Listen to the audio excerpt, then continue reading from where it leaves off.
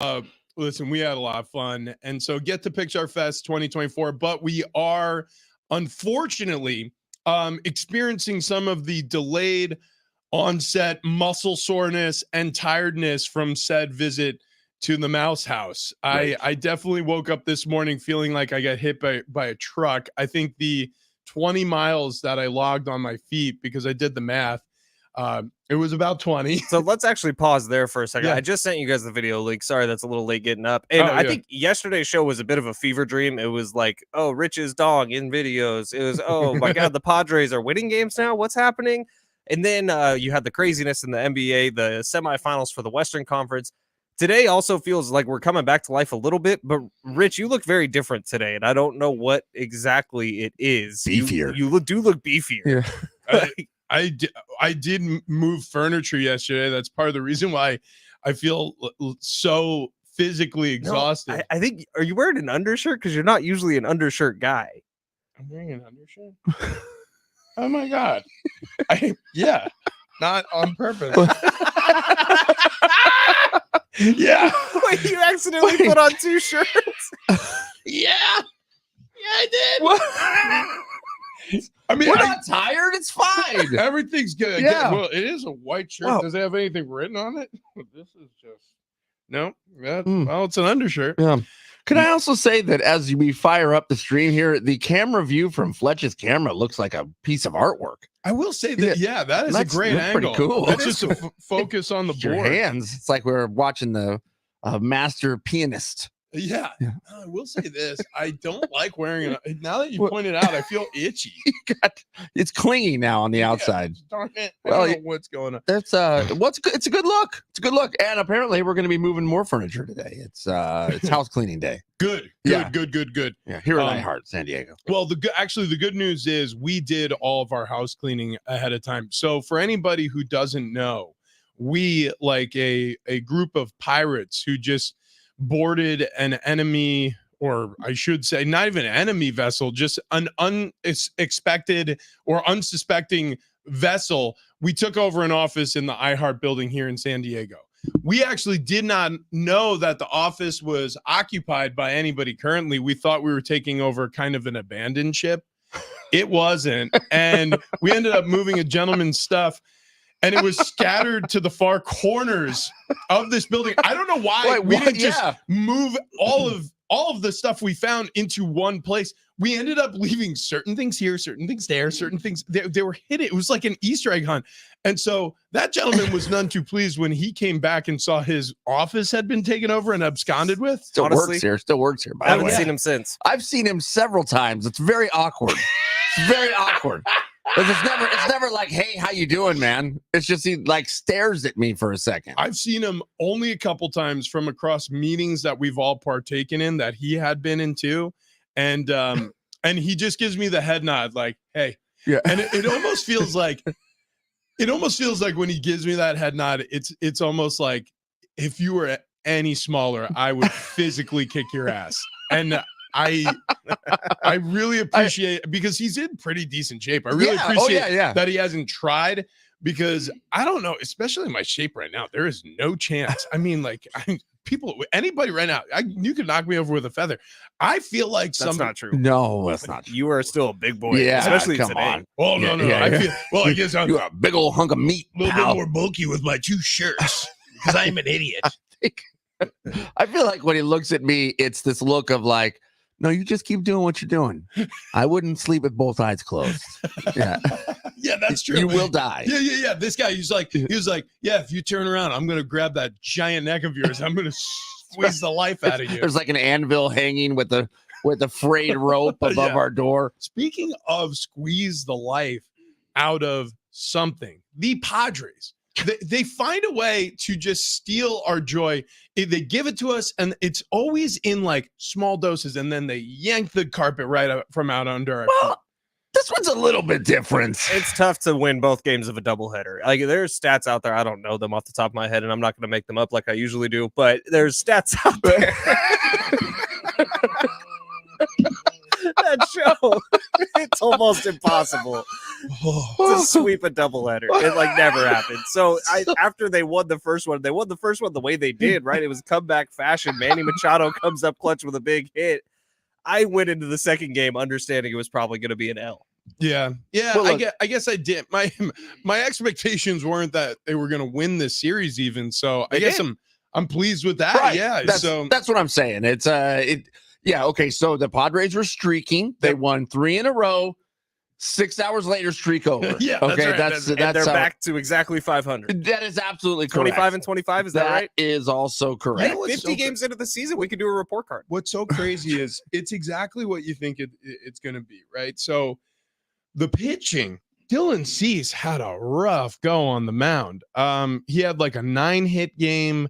He gave up 5 runs, all earned. He just got banged around for 4 innings, and then relief came in and kind of helped stop the bleeding. The relief pitching in both of these games of the doubleheader was actually fantastic.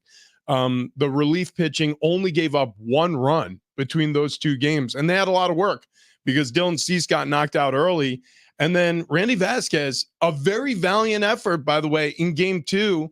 He got hit up a bunch also. Yeah, he was quality start, though, right? Because it was 3 runs in 6 innings. Yeah, but it was a 10-hit performance. So it was tenuous at times, but the runs only trickled in. He gave up 3. Those were the only 3 runs allowed the entire game because the relief pitching, again, stepped in and was phenomenal. The problem was the offense showed up in game 1, and like you mentioned, that big 8th inning, the 4-run 8th with Machado helping out. In game 2, it's like the Padres lineup packed their bats for Cincinnati. They were just like, yep, we're done here. We're tired of being in Atlanta. Right. We want some Skyline chili. Like it So was. do I. Dude, I never got into it. I've had it twice now, and it just doesn't taste very. Is there a difference between Skyline chili and regular chili? Yeah, it's I forget what they do, whether they melt a piece of American cheese over it or something. I don't know, but Cincinnati, they have one thing. Never even heard of it. And it is chili. I've never been to Cincinnati.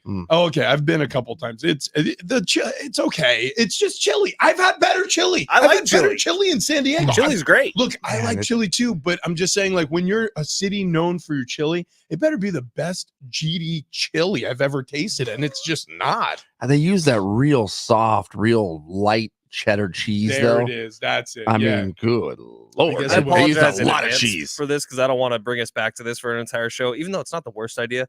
Last night, as I got into bed, Kendall was already in bed. Yeah. Look what was on her phone. Let's see. What? Is this? What?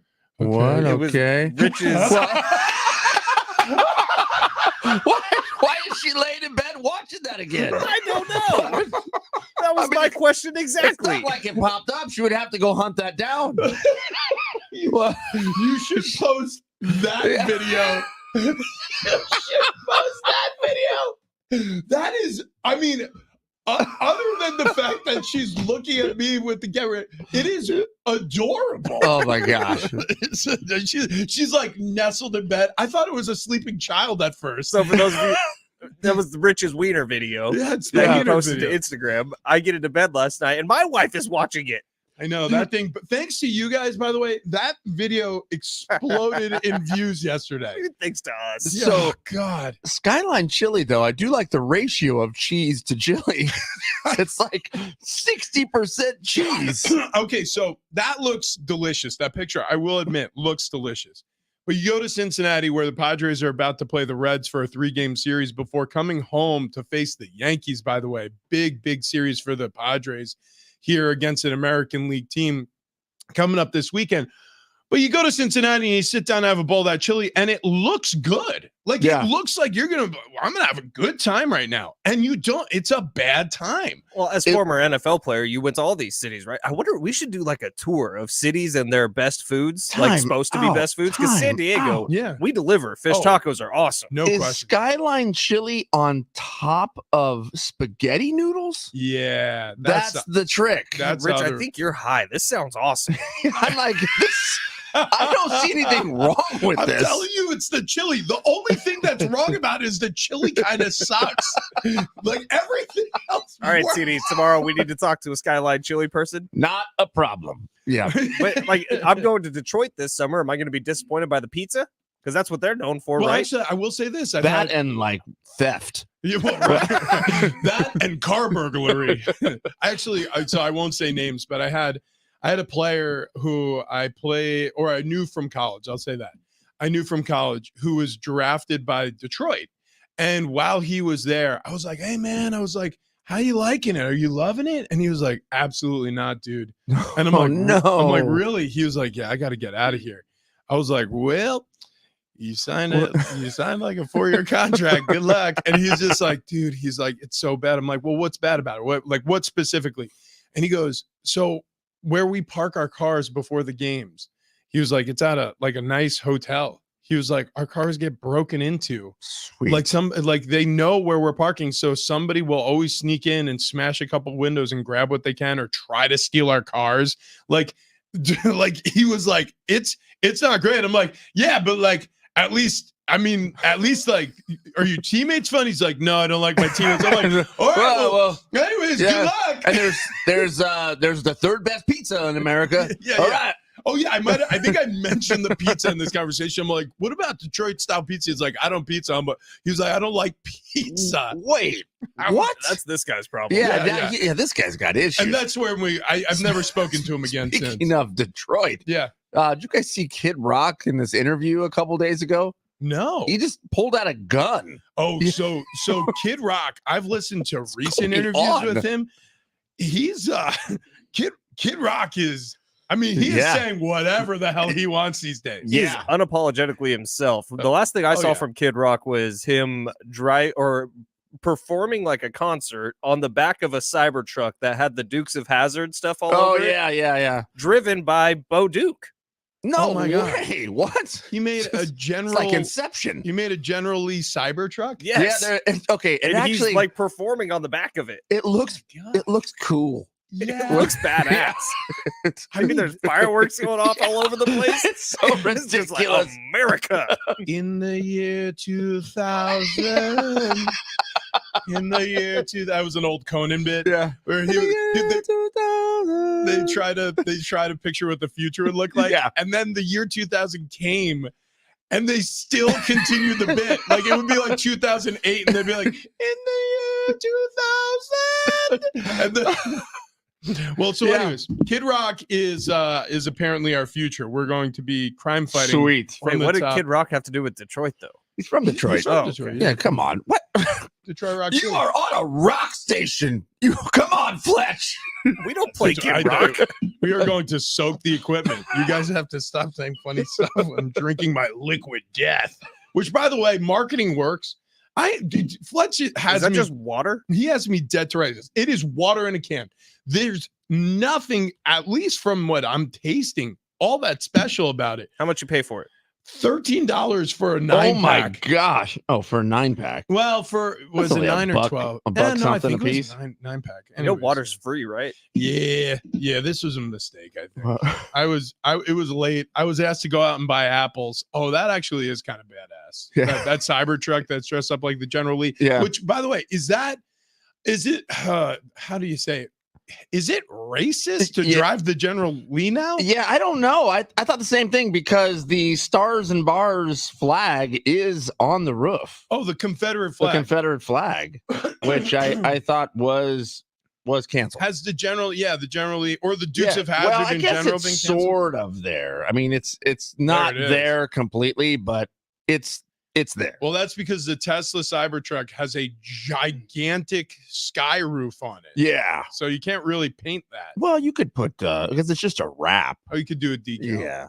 Man, I'll tell you what, though, the Padres, they better step it up. So if you're trying to get racist, you still can with the Cybertruck.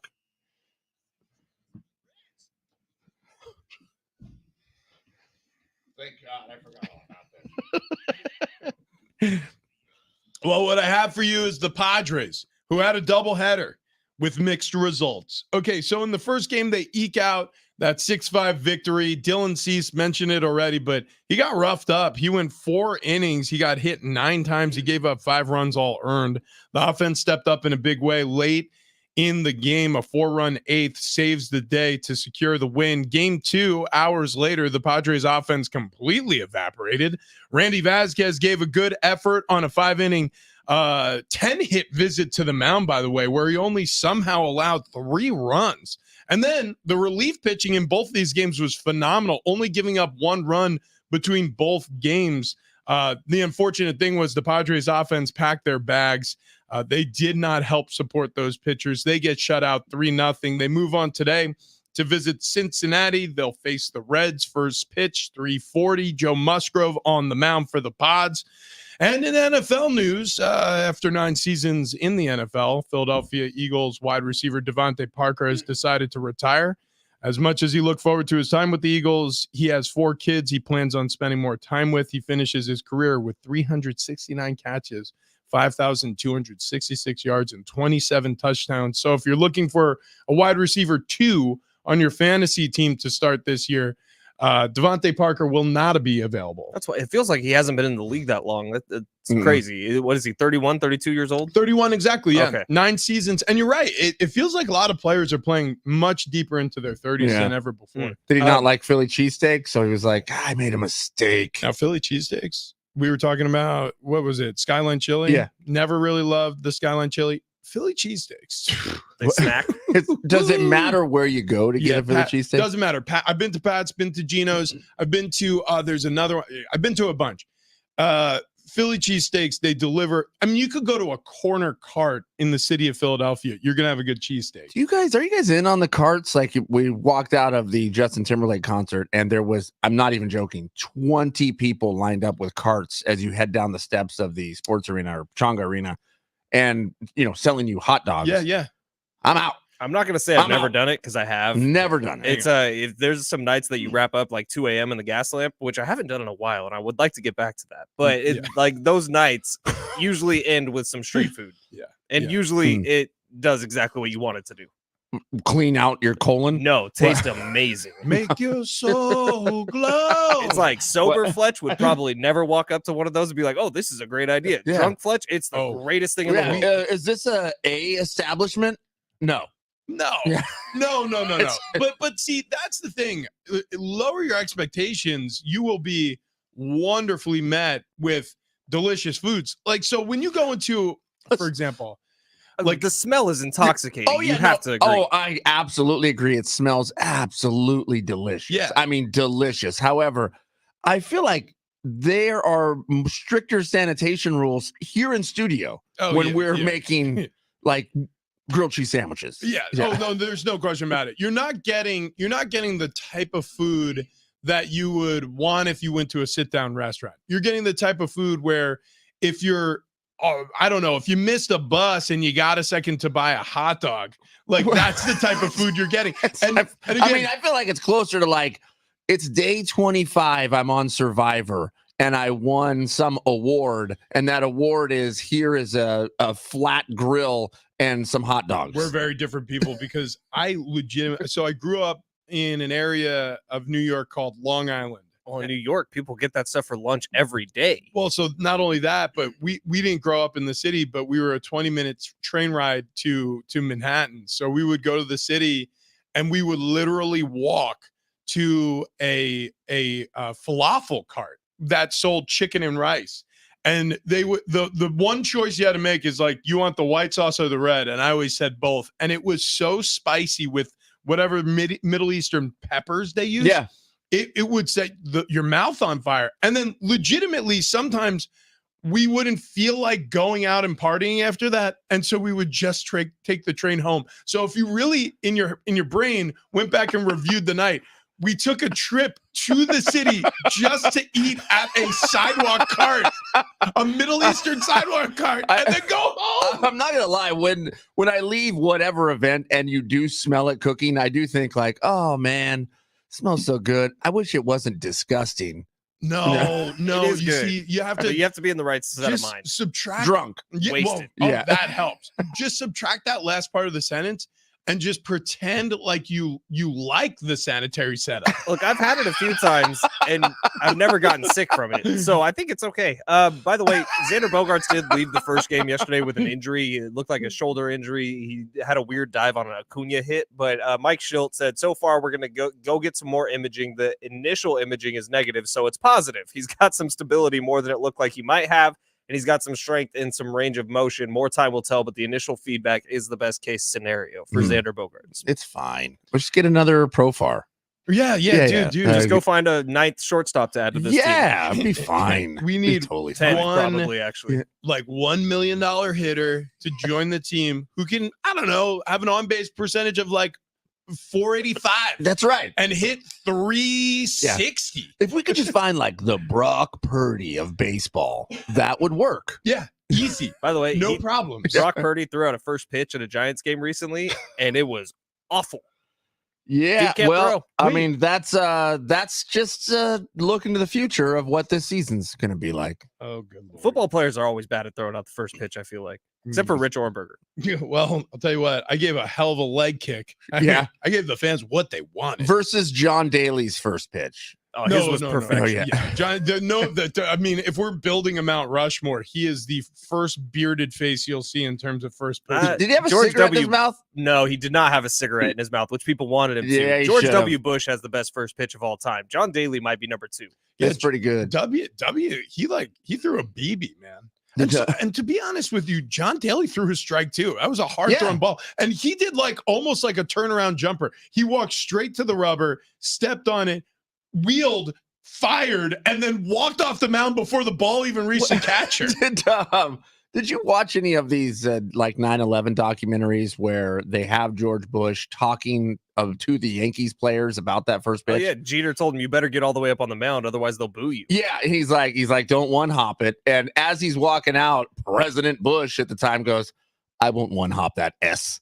Oh no! What? Now watch this drive. Yeah, now watch this drive. No, dude. Yeah. Wait, what? He's like a cocky Texan Oh my at the God. time. He's like, now watch it drive. So check this out. We got a little drama in the NFL. It is a receiver. I mean, it's always a receiver. So we'll get into that in just a second. But want to talk to everybody about something that's really changed my life, has changed all of our lives. SDFatLoss.com. Now, there's a lot of weight loss strategies out there. You could count points. You could count calories. You could have meals shipped to your house. You could have protein shakes. Gross.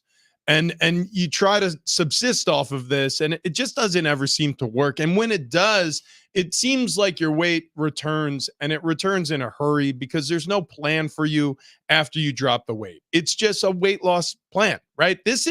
I know it's called SDFatLoss.com, and I know that built into the name is what you're hoping for, losing the fat, but this is a lifestyle change. Not only do they have a weight loss strategy, they have a weight maintenance strategy. So Wayne and Chloe, the weight loss team with SDFatLoss.com, they found a strategy to help their clients lose the weight, but then keep it off by giving you a fully integrated app, giving you access to a daily plan, literally something you can follow for the rest of your life, if need be. For us, we've stayed on this plan. We've enjoyed the results, and Fletch actually is back on the weight loss plan and losing weight. I've lost over 35 pounds. TD's down over 30. We're holding steady there. Fletch is nearing 50 pounds lost since starting this journey. If you go to SDFatLoss.com and you set up your first and free consultation to lose weight the natural way, you'll save $200 on the subscription. The warm weather's coming up. The summer is arriving. I've already got a beach day set up for this upcoming weekend. You know, the clothes are going to be coming off. The bathing suits are going on. Whoa. Are you going to do a fit check video? Yeah. Oh, absolutely. Yeah, for the beach. For Black's Beach. Yeah. It's a nudist beach. And I'll tell you right now. Man, for the likes. BYOH, bring your own hammer. Look, the point is. Make sure that it originates from a station account. SDFatLoss.com is the place to go. You're going to lose a ton of weight just like we did. SDFatLoss.com.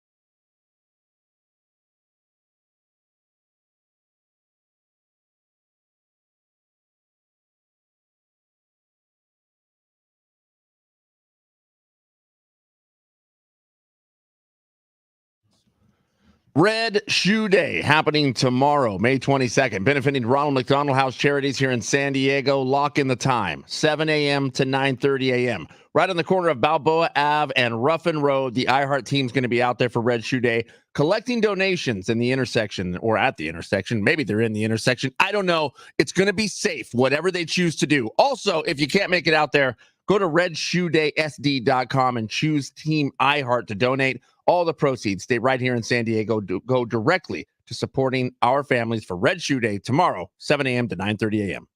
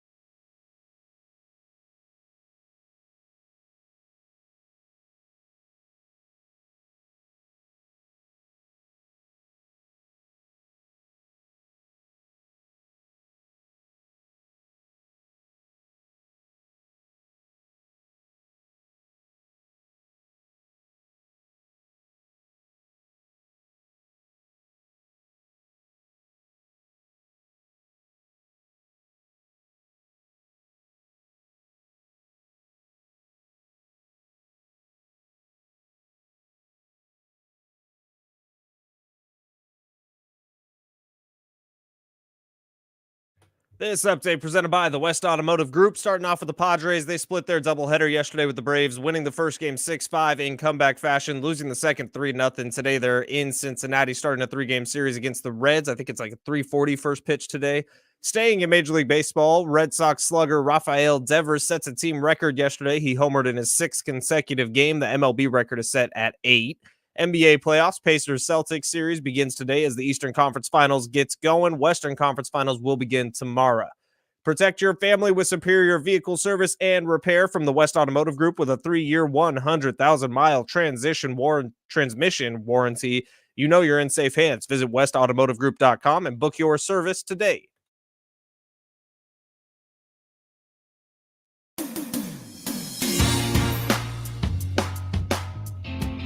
Looking up Taylor Swift and how she uses a pen. That's what Fletch tells us to do here in the break. Google Taylor Swift using a pen. It's bizarro. I mean, I don't know how you hold a pen like that and actually write anything. I'm trying to explain. It was almost like if you're holding a cigarette between your middle finger and then turned that downwards to write with. Yeah, I'm worried about her. It's like a cry for help. You think she's not going to be okay? Well, it's just so inconvenient. It's like she has a claw grip on it. That's how she writes. I'm assuming that's how she's written her entire life. So now it's just normal. It looks to me like it almost looks to me like her pen grip is like if you were in a rush to steal silverware out of a drawer and you just went and like grabbed what you could and you only came up with one fork and it was just weirdly sticking out of the middle of your fist. Yeah. You're like, cool. Actually, that's comfortable. I think I'll write that way. Or you broke your hand and it had a cast on it and you only had those 2 fingers sticking out Yes. where you could grab onto the pin. I'm worried about Travis, guys. I really am. Why worried about me? This is weird. This is next level. This is some satanic stuff. What did I do? No, Travis Kelce. Oh, left hand. Is she oh left-handed? yeah, sorry, that's also? right. I'm TD. Yeah, I forgot. Forever. In the hallways, buddy. Is Taylor Swift Not in the sheets. right-handed? I have no idea. Yeah, I think so. I Yeah. think she is right-handed. Why? What does that have to do So with it? left-handed people, They're weird. used to know. It's true. If you look it up, left-handedness was considered evil throughout most of human history. That's the reason why you have predominantly right-handed people in society now, in all societies, because they used to actually kill or maim people who were left-handed, and so that everybody would teach their children who had proneness to write with their left hand to write with their right Let's hand. get him. I'm left-handed. Yeah, Yeah. let's kill him. Yeah. Yeah, you're evil. Yeah. What's the deal? Like, there's What's the deal with you isn't it- left-handers? No, but it's bad luck to shake hands left-handed, right? No. Well, no, it's not bad luck. So again, because the right hand is the dominant hand for most people, shaking hands was a ritual they used to do so that you knew you weren't going to be stabbed. Right. Mm. Right. So it was almost like a sign of peace when you were speaking to somebody. It's like, see, look, I don't have a weapon, and you take your hand and you it's extend empty. it. Yeah. Exactly correct. Interesting. Mhm. Hey, it's Big Rich, TD, and Fletch. It's San Diego Sports 760. Hello. Breaking down left-handers and right-handers. Also coming up Friday, May 31st. Will Eric Hosmer be an all-star this season? Jordan Davis. Speaking of right-handers, Musgrove on the mound against the Reds today. Jordan Davis bringing his damn good time tour to Gallagher Square at Petco Park. Tickets and info at Ticketmaster.com, or just keep listening for your chance to win. Listen to Big Rich, CD and Fletch as we give you some NFL news as well. I forgot that we were talking about this, but yeah, Justin Jefferson back in the news. Why do we only get a little taste? Yeah, we only, there Thank it you. is. That feels much better. And then those horns just go away. Yeah.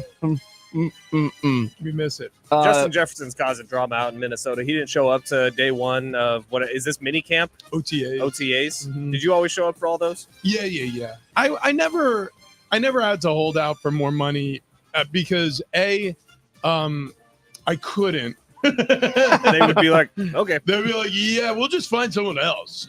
Or B, like, the truth is, a lot of points in my career I was coming off an injury, so I was more worried about like actually being able to play football for the upcoming season. The So- majority of people do show up for OTAs though, right? Like they're not required by the team, but it's kind of required. Well, Or what's the deal with them? they're only allowed to host a certain number of mandatory practices over the offseason, and it's not many. So if you don't show up to one or any of the mandatory offseason training activities without an excuse, there's something wrong. Either, and this has happened where somebody isn't well and they're away from the team for reasons unspecified and somebody needs to reach out and find them and help them. Or you could have a situation like this where it is an act to show your disobedience or your displeasure with your current contract situation. And again, it's just another one of those signals. It's like throwing up the bat signal. Like, no, I need more money. If you want me to stick around in Minnesota, I need more money. So that's what Justin Jefferson's doing. There were rumors floating around yesterday, not from verified accounts or verified peoples, that Justin Jefferson had been spotted in New York at the Jets facility. Who knows if that's real or not, but if he's trying to get more money or if he's trying to shop around for competitors, the Jets would make sense. The Chiefs would make sense. Well, he's not allowed to. The Jets would be fined crazy amounts of money. So I don't think they would do that. That would be insane. But I could see him taking a trip to New York. I could see him almost like emblematic of saying like, not only am I not happy in Minnesota with the contract, like maybe he's almost, if it's true that he was spotted in New York, maybe he's almost hoping that this forces a trade to a place he wants to go. Yeah, I'm curious how it plays out. I mean, here we go again. This is the same feeling. Stephon Diggs did this at the start of last season, and it was this big controversy. Sean McDermott, I don't even know where he is. And then the next day it was like, oh yeah, I totally knew where he was. He called in sick. He had a note. No big deal. Everything's fine. Don't worry about it. He had a note. I mean, I imagine Justin Jefferson, yes, wants more money. To me, and I think we all speculated he wanted out from Minnesota. I mean, the Chiefs could use a wide receiver, guys. Yeah. The Chiefs desperately need your help, Justin Jefferson. No, what I think this is this is a reaction to everything that happened this offseason at the quarterback position. You look at the Minnesota Vikings, it's very simple. I'm sure he likes KOC, Kevin O'Connell, the new head coach, because he likes to throw the ball around. I'm sure he liked playing with Kirk Cousins. I'm sure he didn't like the fact that the Minnesota Vikings didn't want to pay Kirk. I'm sure he didn't like the fact that they brought in Sam Darnold, and it seemed like, well, this is going to be our plan moving forward. And then they drafted a rookie quarterback in the NFL, because guess what that means? He's going to have to be the primary pass catcher. And the primary reason why this offense goes, well, if Darnold's no good and McCarthy's no good, that leaves Jefferson on an island. And when you're a receiver, you depend, your next game check depends on who's throwing you the football. So I get it to a greater or lesser extent. I get and I understand the reasoning behind his word. Think about Devontae Adams. He goes to Vegas. He's with Derek Carr, his buddy, and then Derek Carr gets shipped out of town. Devontae Adams no longer discussed as one of the top wide receivers in the league because his numbers took a dip. Well, he's catching passes from Aiden O'Connell or Justin Jefferson, who's largely considered the best wide receiver in football. If his numbers take a dip, maybe he's not considered that. Maybe he doesn't get the $30+ million a year he's looking for, which upcoming this year he's due 19.7. This might be the hottest time for him to strike a new deal. Yeah, if you're on an island, like you said, Rich, too, I mean, if you're the only guy that matters out there that the defense has to look at, you're going to get thrown the ball less, too. Well, that's the thing. Yeah. I mean, you all of a sudden look around that Minnesota offense, and it's a little barren. Jordan Addison, him. Yeah. That's it. Now, it helps. It helps when you have a young upstart receiver who's talented. Fletch's face. That's it. That's it. That's it. They got Who's nothing. their running back now? Is it not Dalvin Cook anymore? He's gone. Oh, yeah. I don't even think Alexander Madison's still there. No, he's gone too. I don't know who their running back is right now. It's tricky. Well, that's good. After the you know what? And I think that's okay. I think they're going to be fine. It's tricky after the draft because there's so much roster turnover. Also with Aaron Jones. I forgot that he made the trip over from Green Bay. You're right. Yep. He came over there. He also old though. Well, yeah, all right. He's getting up there in age, but he's a great pass catcher. Yeah. Which, let's put it this way: if JJ McCarthy or if Sam Darnold, for that matter, if either one of them can play and do have a good season, things could go really well for the Minnesota Vikings. But then the quarterback is cheap, and the wide receiver room gets a lot more money. Everything hinges around that position. I mean, everything. Look at the Seattle Seahawks. Remember the way we were talking about them when Geno Smith had that breakout year? We're like, oh my gosh, the Seattle Seahawks may be a problem in the NFC West. Oh my God. Oh my God. And then the next season, all of a sudden, they kind of stunk. And guess why? It's because Geno Smith kind of had a crummy year. It's just the way it goes in the NFL. You need to have a good one if you want to have a chance. And I'm talking about quarterbacks. I want to talk to you about my feet, though. These arch supports, they are game changers and they are back savers. We just got back from Disneyland. We walked 40,000 plus steps over 2 days at the theme parks. And I'll tell you what, I'm exhausted, like from a just physically tired, exhausted feeling, but my joints feel great. My feet, my ankles, my knees, my hips, my back. I've had issues with all of those joints on either side of my body over the course of my 6-year playing career and beyond. It's amazing what these Good Feet store arch supports can do for you. So get to a Good Feet store. They got tons of locations, 200 plus in the US and overseas. And if you want to save your knees, your hips, your back, if you got foot or ankle problems, the Good Feet store is for you. You go on for your free try before you buy test walk. You're going to be fitted by some great people. Every single store employee, and I've been to a couple of different locations, can really be helpful to you, answer any of your questions. And if there's anything going on with the arch supports, like they don't feel particularly comfortable, you can go back and they can fix the issues for you. They are wonderful in terms of customer service. So that's the Good Feet store. You can check them out at goodfeet.com.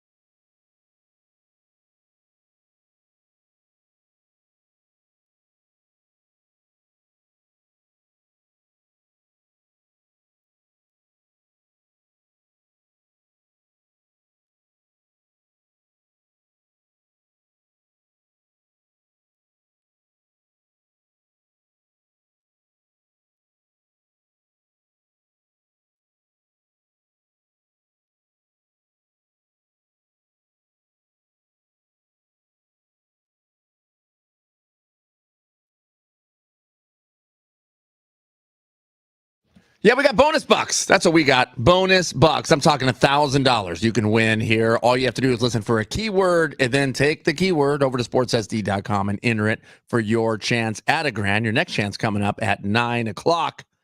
What would you guys like to spend $1,000 on?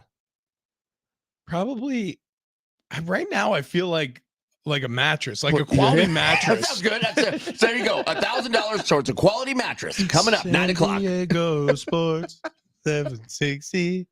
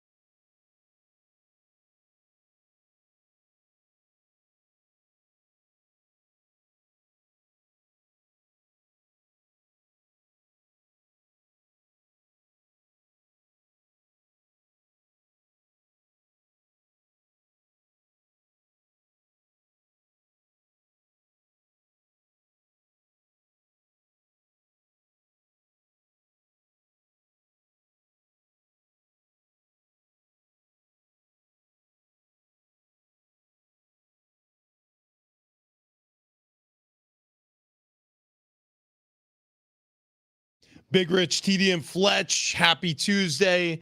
We are rolling along in a big way. Coming up in just a few minutes, the Chiefs have had an interesting offseason, a lot of scandal, controversy, and incident.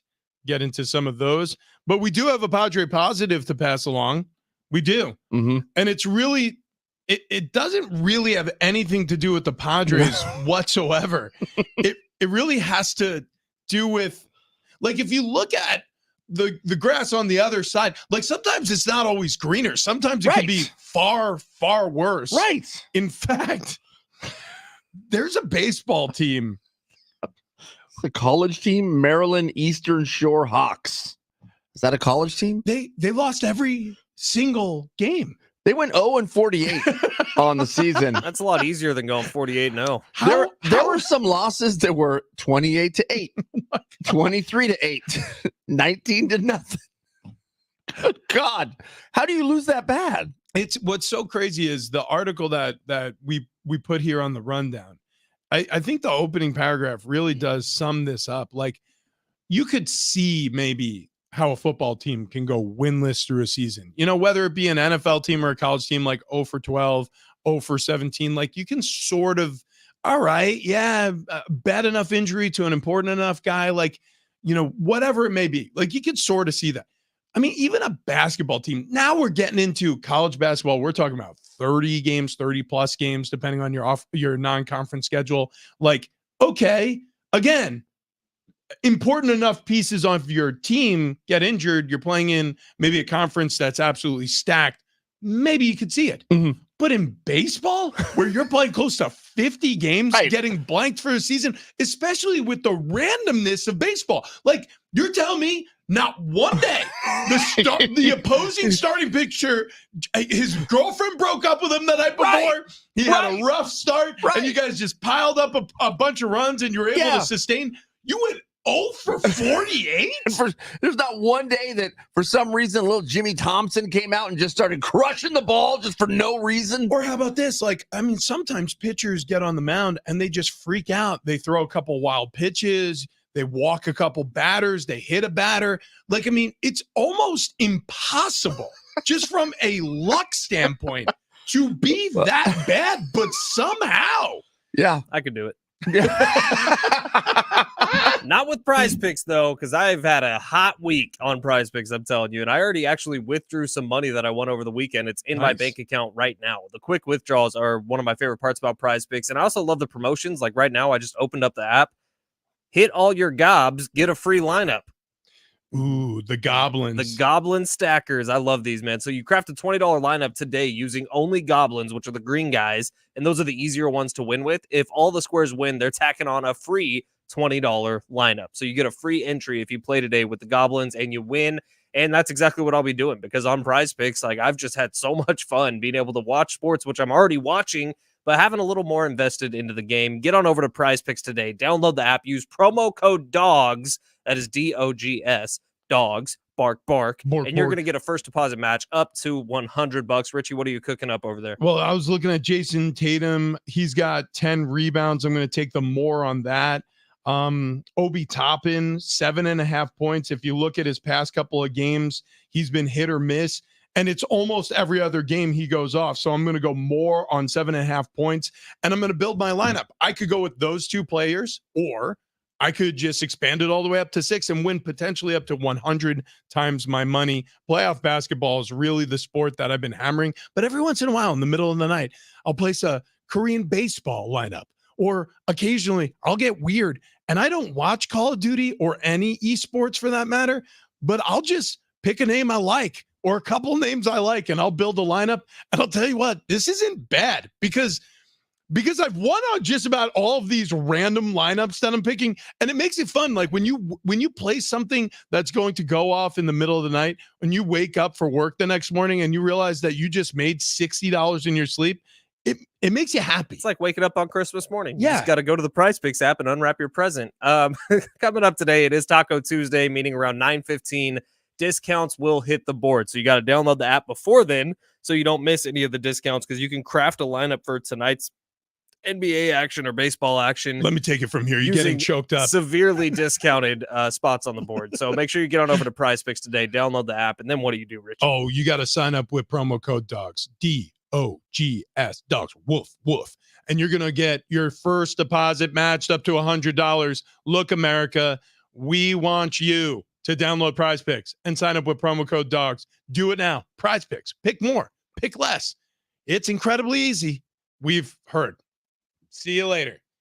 Prize Picks, America's #1 fantasy daily app. Prize Picks. Korean baseball? Yes, please. Prize Picks.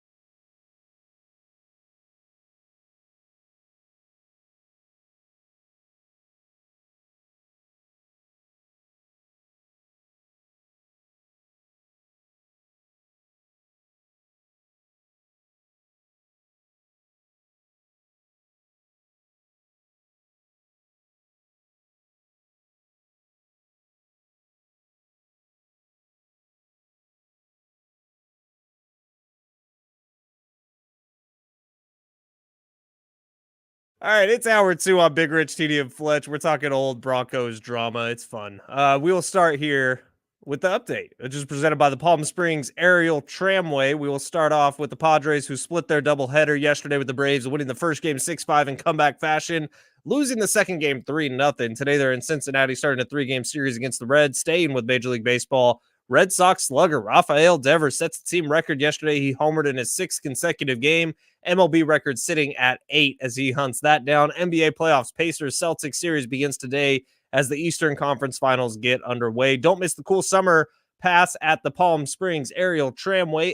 $85 for adults, $45 for kids, 3 through 10 with unlimited admission from May 1st through August 31st, plus 10% off select dining and free parking. Beat the heat with the Palm Springs Aerial Tramway. Details at pstramway.com.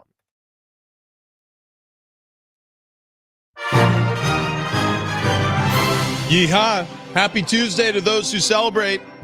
Big Rich, TD, Fletch with you. San Diego Sports 760. Hey, follow us on IG, TikTok, X.com. Big Rich, TD, Fletch there. You can follow our personal accounts too. They're all linked to that. We posted a lot of content. The station, or I should say the building, sent a bunch of different stations out to Disneyland for Pixar Fest 2024. It's going on now through August 4th with a bunch of really cool Pixar-themed offerings throughout the park, food, events. The fireworks display is going to be Pixar-themed. We watched that Which on is Saturday full-body night. chills, by the way. It was really good. Really, really good. So, yeah, book your tickets now because you don't often, for whatever reason, at least in our household, we don't think about Disneyland a lot. And then all of a sudden, we went and we're like, why don't we do this more often? I think it's going to become like at least a twice a year thing for us because the annual kids, pass holder Ornberger.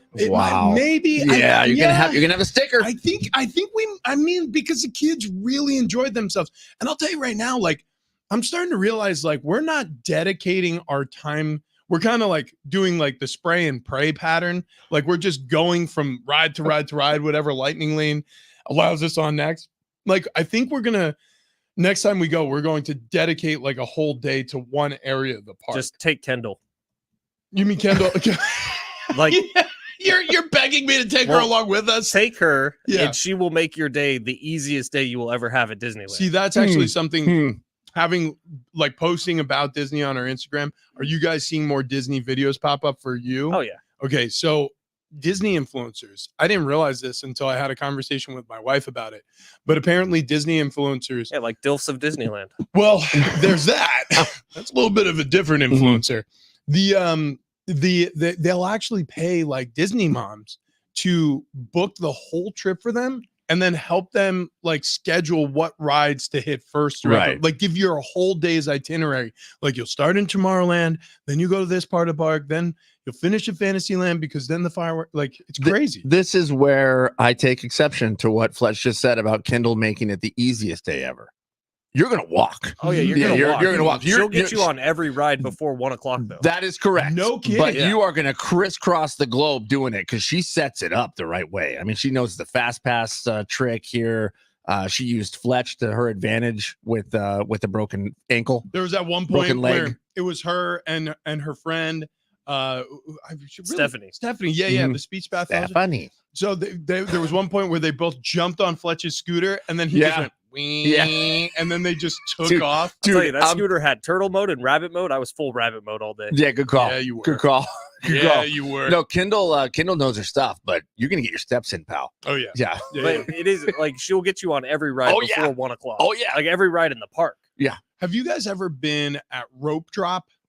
Yeah. Way too many times. Okay, Was there? you've We saw it when we went Saturday. We never made it in time. In fact, this past time, and we've probably been a handful of times. I guess maybe this visit this past weekend was our 6th or 7th time going to Disneyland because the kids are in that wheelhouse. So they're in the right age for it.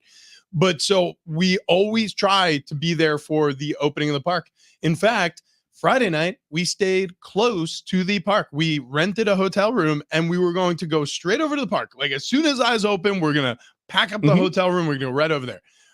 We didn't get to Disney until like 10 a.m. or 11 o'clock. Like we just, Listen, and it must be me because it takes so long for me to do my hair in the morning. Well, you got to post your videos of your junk. Yeah, that's Oh, right. Yeah, That's there right. was that. There was Yeah. that. Yeah, I had to put that one up. Now it's a good time. It's a good time was there really at good. Which, if you Disneyland. haven't seen that yet, at Big Rich TD Fletch, you can see Rich jumping up and down in his underwear. Yeah. So I The did world that. wants to see it. And it's That- crazy. Like, you don't see the rest of his body jumping, you just see parts of it. Okay. Well, listen. Well, I look, mean, that's everything's locked into place except one part. I don't believe you that you didn't notice it while you were editing. I didn't. No, I didn't. Because literally, I had never seen the video. Like, it popped up on my phone. The first thing I noticed. You know what? So what was bothering me? They call that the flapper, the bell, the thing that rings the bell. Anyways, the what I noticed and it was bothering me the whole time, and I was trying to find ways to fix it, was the top of the video, which nobody else was looking at apparently. Where as I'm jumping up and down and the video is going on, you can see my head is disappearing at the top of the frame because I'm jumping on my deck. The camera is set up on the deck, and every no one time was I looking at your head. I know, but I was. And so I was infuriated by this. I'm like, is there any way to fix this? There was no way to fix it. I kept trying to move like the picture in the frame. I made it worse a couple times. And so the edit that I sent out, I was actually super disappointed with. And then Annie shows me the next morning and she goes, this is not okay. I'm like, why not? She goes, we're going to Disney and you're showing everyone your penis, Richard. 858. Her exact quote. The cornhole uniforms for your guys' team are going to include the fanny packs and the shorts Rich was busting Oh out my of, right? gosh. Dude, how much easier would it be to hold your bags if you had a fanny pack? Exactly right. Exactly right. My God. I'll tell you what. I really appreciate some of the compliments that have come in the wake of this video being posted at our IG account, Big Rich TD Fletch. But I think we're done now. I don't think we need any. I don't think that's up to you. I don't think we need any further reaction to this video. It's fine. And also, I think it's like we've pushed the boulder down the hill. It's just rolling now. Well, and we can just let it go. the crazy thing is the amount of family members who have either direct messaged me or commented in a positive way, like, this is a really fun video. And I'm just thinking to myself, like, well, your great aunt messaged you like, Yeah. You really grew up, Richie. like I literally got a message with double thumbs up and 2 hearts. And I was just like, all right. Yeah. You know, Uncle Rico, stop. yeah. Actually, it was Uncle Raul. Look, the point is, and I do have an Uncle Raul. Can he throw a football over those mountains? Yes. I learned everything I knew from him. The point is, Big Rich TD Fletch on Instagram if you want to see what we're talking about. And by the way, we have so many other quality posts that you can enjoy. 858, is Rich even allowed to go on the rides? I thought you had to keep all your body parts inside the vehicle. See, that's Morning unfair. monologues. Okay, that's super unfair.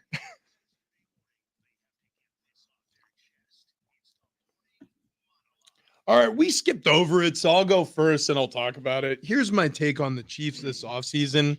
So Rashee Rice, not only did he get involved in a 6 or 7 car crash pileup that he and another friend of his who was driving a car that was leased in his name crashed into a bunch of other people, injuring some. Nobody died, thankfully, and then fled the scene.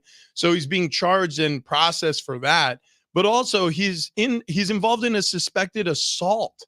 So Rashee Rice is completely flailing from a standpoint of getting involved with the law. Then you have Harrison Butker, who's the kicker for the Kansas City Chiefs. He has all these issues and backlash. And listen, this is completely different. Harrison Butker is a family man who's kept his nose clean his whole entire career. You've never heard his name before unless he's missed an important kick during the course of his career.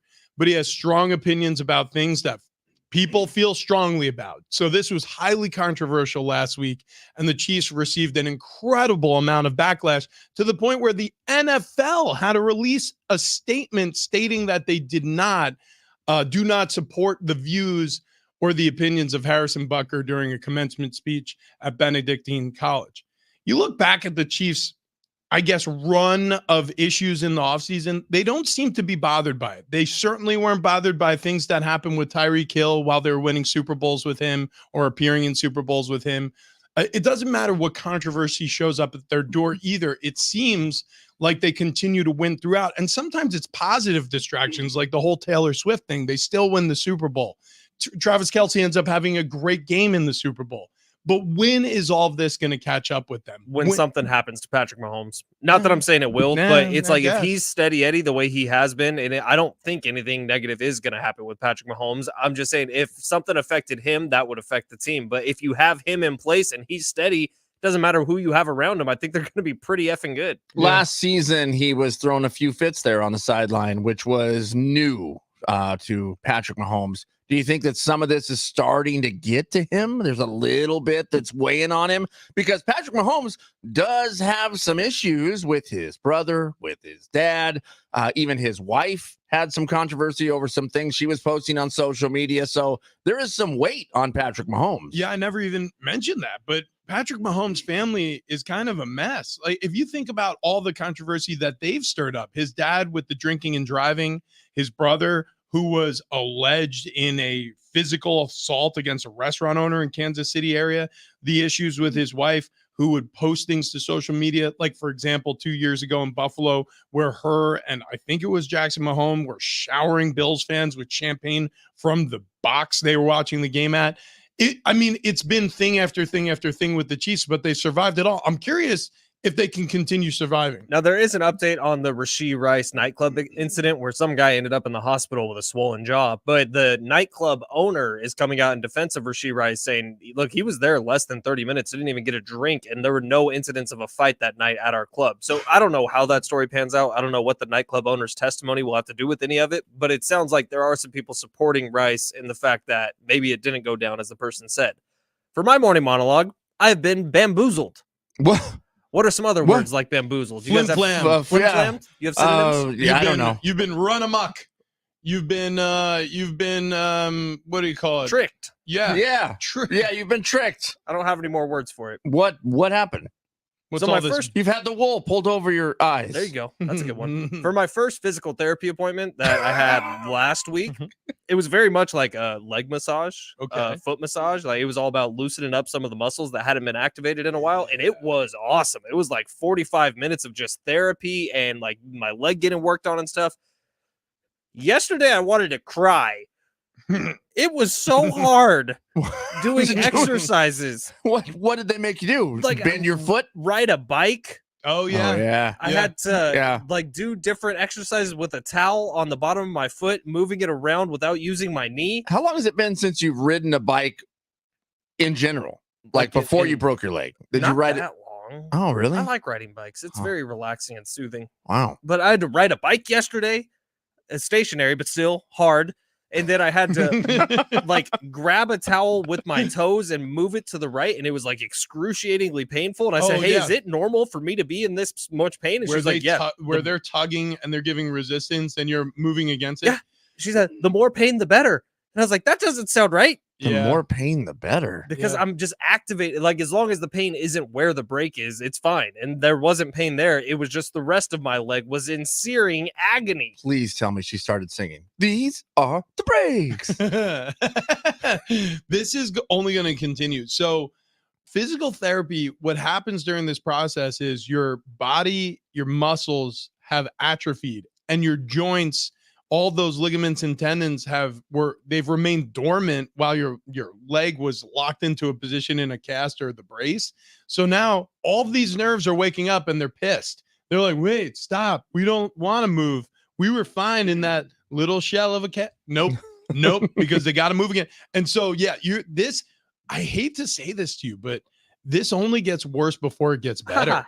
Good. Yeah. So your next physical appointment, how long does it take before it starts to get better? For something like this, you're actually fortunate that you broke it and you didn't do like severe damage to your tendons or ligaments. I feel fortunate. You're gonna recover really fast from it. It's 6 weeks of physical therapy. I'm 2 weeks in, and so far, one appointment was amazing. Are you doing your physical therapy at home, though? Yeah, the homework. Okay, good. Yeah, and I have to go home and do everything she did to me yesterday by myself at home tonight, and it's not going to be fun. Is Kendall holding the towel and offering resistance? No, Kendall's grossed out by feet. She won't even come close to me when I'm doing this stuff. You know what you can do? I asked her to cut my toenails the other day, and she was like repulsed. She almost went and puked. I was like, I cannot reach them. Does your broken leg not let you iron? That's a wrinkly shirt.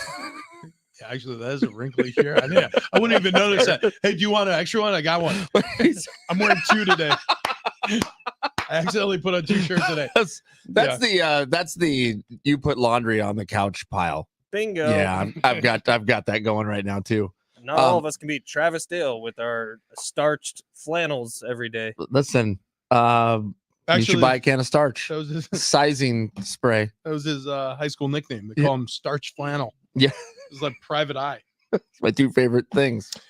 Starch flannel. So I was watching the Padre game yesterday afternoon, sitting there on the couch, taking it all in. And I thought, why don't we have a backstory on Count Chocula?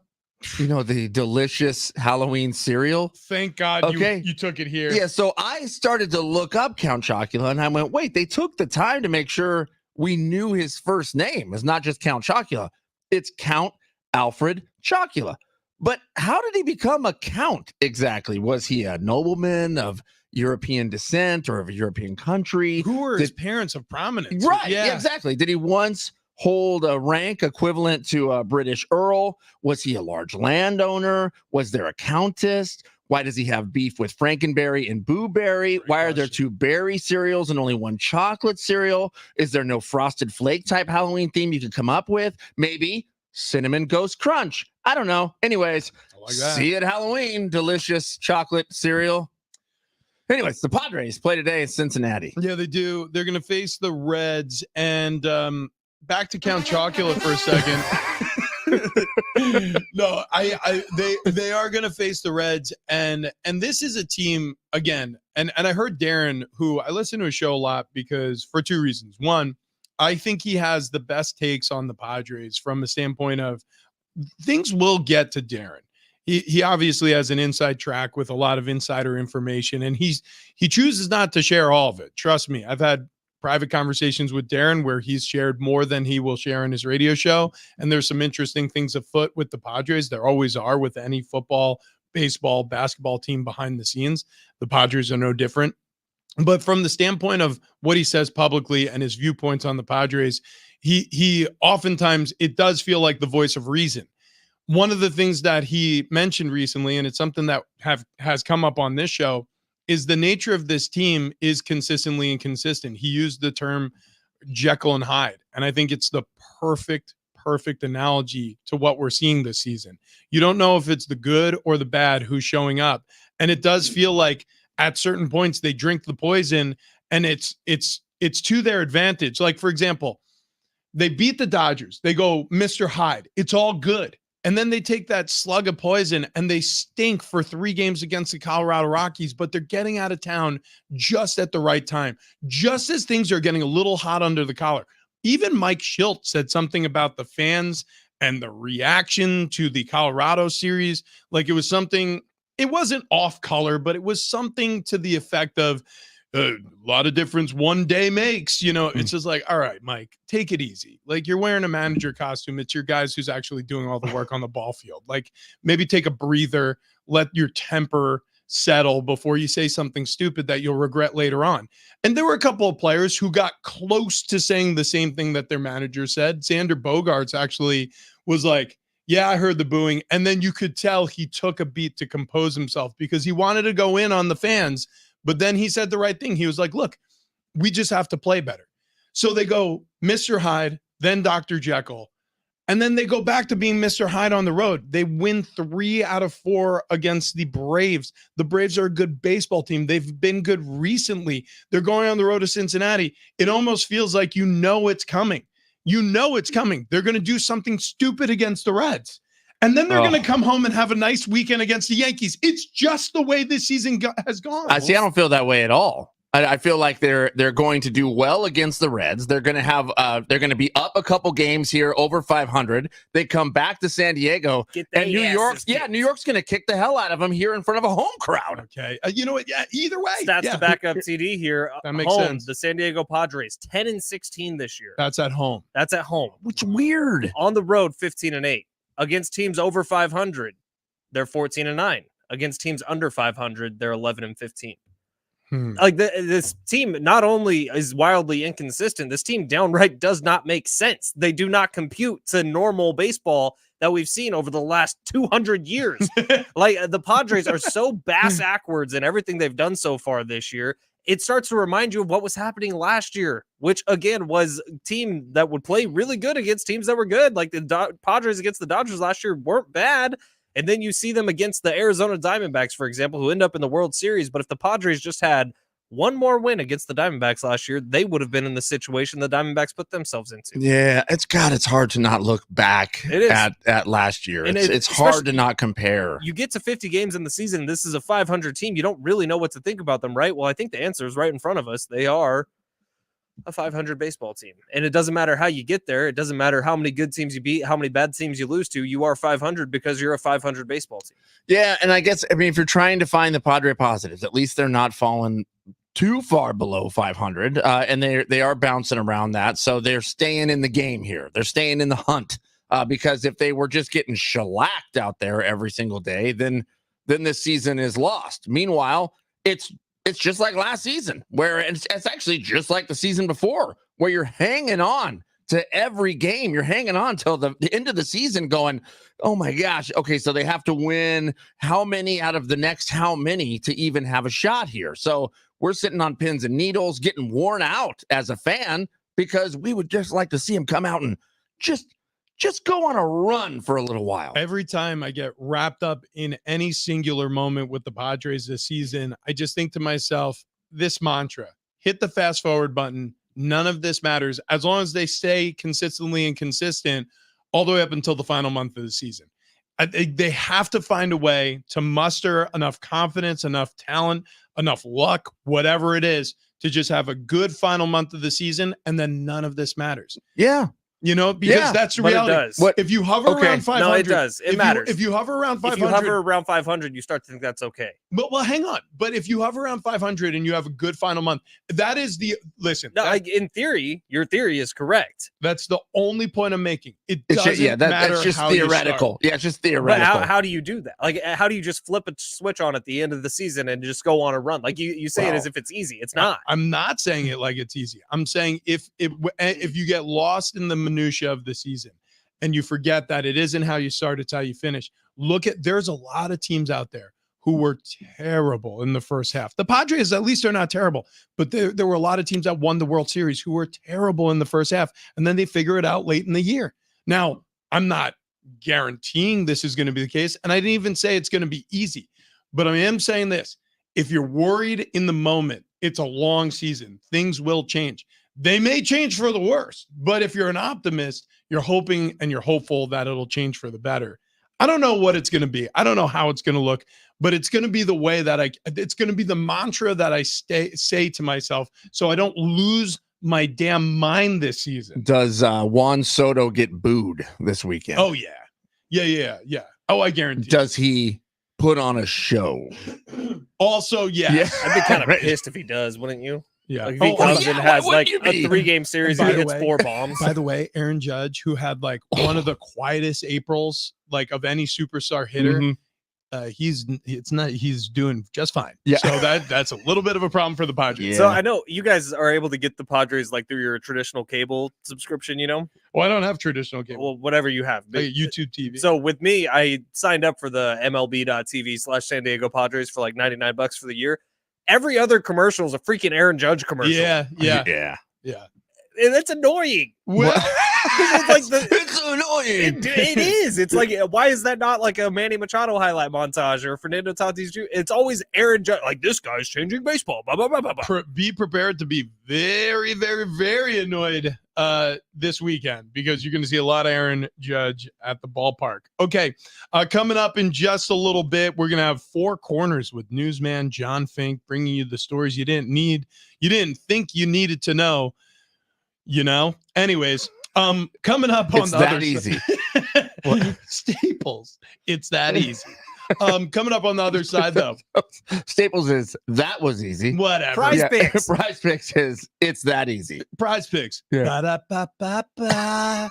I'm loving it. Have it your way. Ba-da-ba-ba-ba. It's that easy. Ocean View Dental. Speaking of which, I want to talk to you about my teeth. We're going to do an AFC West season preview for the NFL. I think there's been enough changes around the division that a lot of people aren't thinking about one particular team. We'll bring you that team coming up next. But first, want to talk about Dr. Jordan Colby. If you have a serious dental situation going on, you need to link up with Dr. Jordan Colby at Ocean View Dental. This man is a miracle worker. Just see his work at oceanviewdental.net. The before and after pictures will blow your mind. I was staggered at the prognosis he gave me. I was told that for the dental work I needed done, which was an extraction, a tooth extraction, and 3 implants to be put in, I was told it was going to take 18 months. And I was really nervous about it. I wanted a second opinion. So I go to Ocean View Dental, and Dr. Jordan Colby said, we can knock this out in 3 months. The recovery time is going to be so little that you're going to actually be able to go to work and broadcast the next day. Everything he said was the truth. I ended up having oral surgery, showed up to work, did a full show, and really never felt any pain. It was bizarre. And trust me, I've had some pretty severe dental situations in the past that have caused a lot of pain where you're down for the count and you feel kind of like a wuss. You're like, well, it's just my mouth. But boy, you do a lot. You eat, you talk. It's a struggle when you're down for the count with some dental pain. So if you want a seamless visit to the dentist, if you want to have the greatest care for you and your family, go to Ocean View Dental. You could set up an appointment today at oceanviewdental.net. That's oceanviewdental.net.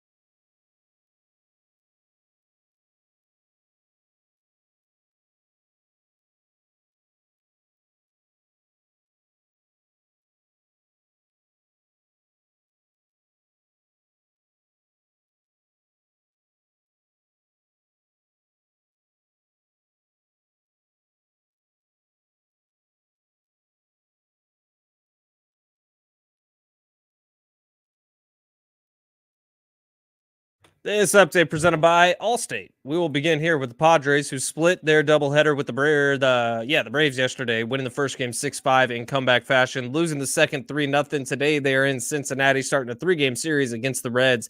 Apparently not eating Skyline chili, because apparently that sucks. Never had it before. Staying in Major League Baseball, Red Sox slugger Rafael Devers sets the team record yesterday, homering in his 6th straight game. The MLB record is actually 8 consecutive games.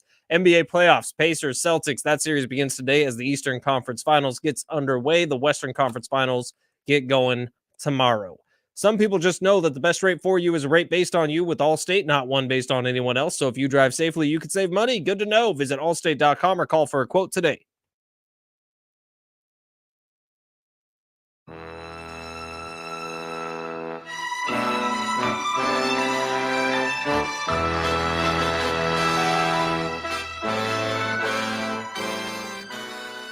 Big Rich Eating Fletch. San Diego Sports 760. Coming up a little bit later on the show, we got Jordan Davis tickets. It's his Damn Good Time Tour. Coming to Gallagher Square at Petco Park. Tickets and info, Ticketmaster.com. Concert's going to be May 31st. If you want to win tickets, don't go anywhere because we got them. We got them coming up. That was an earthquake, Richie. Sorry, I ran in here. I didn't want to miss this. How do you build up so much momentum? There's a turn before you come into this room. There's something unique about how hard you can hit. You know, in X-Men, they have the guy that, like, what's his name? Juggernaut? X-Men, that's the stone him. Helmet and can run through walls? Yeah, that's him. He's Kool-Aid Man. Yeah, actually, I'm more like the Kool-Aid Man. Every time I break through the wall, at least I just slosh. I don't spill. So if you have a light-colored rug, don't worry. It's just a rich shape through the wall. So, oh, man. The AFC West, interesting, or I should say division this year in the NFL. You look at keep going. I know he wanted to play the horn so bad. Yeah. So we're just talking about the Chiefs. They had all these offseason issues. Harrison Butker puts his foot in his mouth at a commencement speech, or really doesn't. He speaks his mind, and people just hated what he had to say. Some people loved it. Did you see his jersey sales? Yeah. The jersey sales are off the charts, and it's the women's jerseys that are being sold out everywhere. Yeah, well, interesting. He is a handsome guy. He's a handsome guy. Look, he said things that at a private Christian school, he said Christian value things, and people liked it at the school. And when the cancel culture comes out, there is the anti-cancel culture people who are going to want to stand up for their guy and do that. The pendulum swings both ways. Exactly. So you have that. You have the Rashee Rice stuff. You have Patrick Mahomes and his issues at home on his home front with his dad, his brother, his wife. There's been all these things, but the Chiefs obviously reign supreme in this division. But then you start looking at the other teams. Okay, the Raiders. Let's skip over the Raiders. The Raiders are like a non-story from pretty much top to bottom. Although Antonio Pierce, their new head coach, the team loves him. I love him. Yeah. I love him as a Raider coach. That fits to me. That bringing back that Raider culture, I think, is good for the Raiders. I think it's good for Raider fans. It's good for Vegas. Will they have a good team? Probably not. Probably not. They just have a quarterback question, right? Yeah, Aiden O'Connell's there. Gardner Minshew's there. Who's it going to be? I don't think anyone really knows. I don't know if it really matters. No. They should probably figure that out. In the meantime, the Chargers have figured out their next head coach. And look, Jim Harbaugh, everywhere he's been, he's won. And he's won fast. He has not had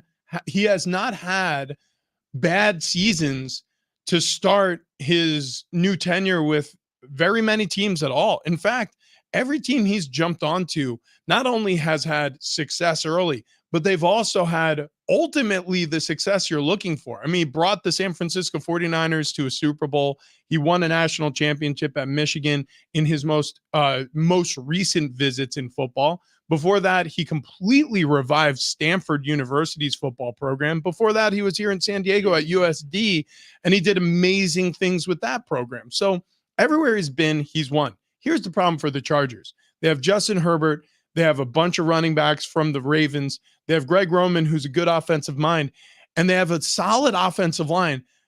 They don't have any other offensive weapons. Quentin Johnson had a really tough year, his rookie year last year. Keenan Allen is a Chicago Bear. They lost their tight end. Mike Williams isn't with the team anymore. who is Justin Herbert going to be throwing the football to? They added Hayden Hurst. They drafted a few wide receivers late. What's the one guy's name? Well, no, they had the second round pick, McConkey. That was McConkey, and then they drafted Jerry Rice's kid late in the draft, Brendan Rice. And then they added DJ Chark, who was a Jacksonville Jaguar and has bounced around a little bit. But it's like they have pieces there. They just don't have a one. And you kind of need a one in today's NFL. You need a big-name wide receiver who's going to be able to make the big catches late in games, and they don't have that at all. Yeah, and I think the Chargers – I mean, Jim Harbaugh's good at this, right? He's going to figure it out. They're going to do well, but are they going to do better than the Chiefs?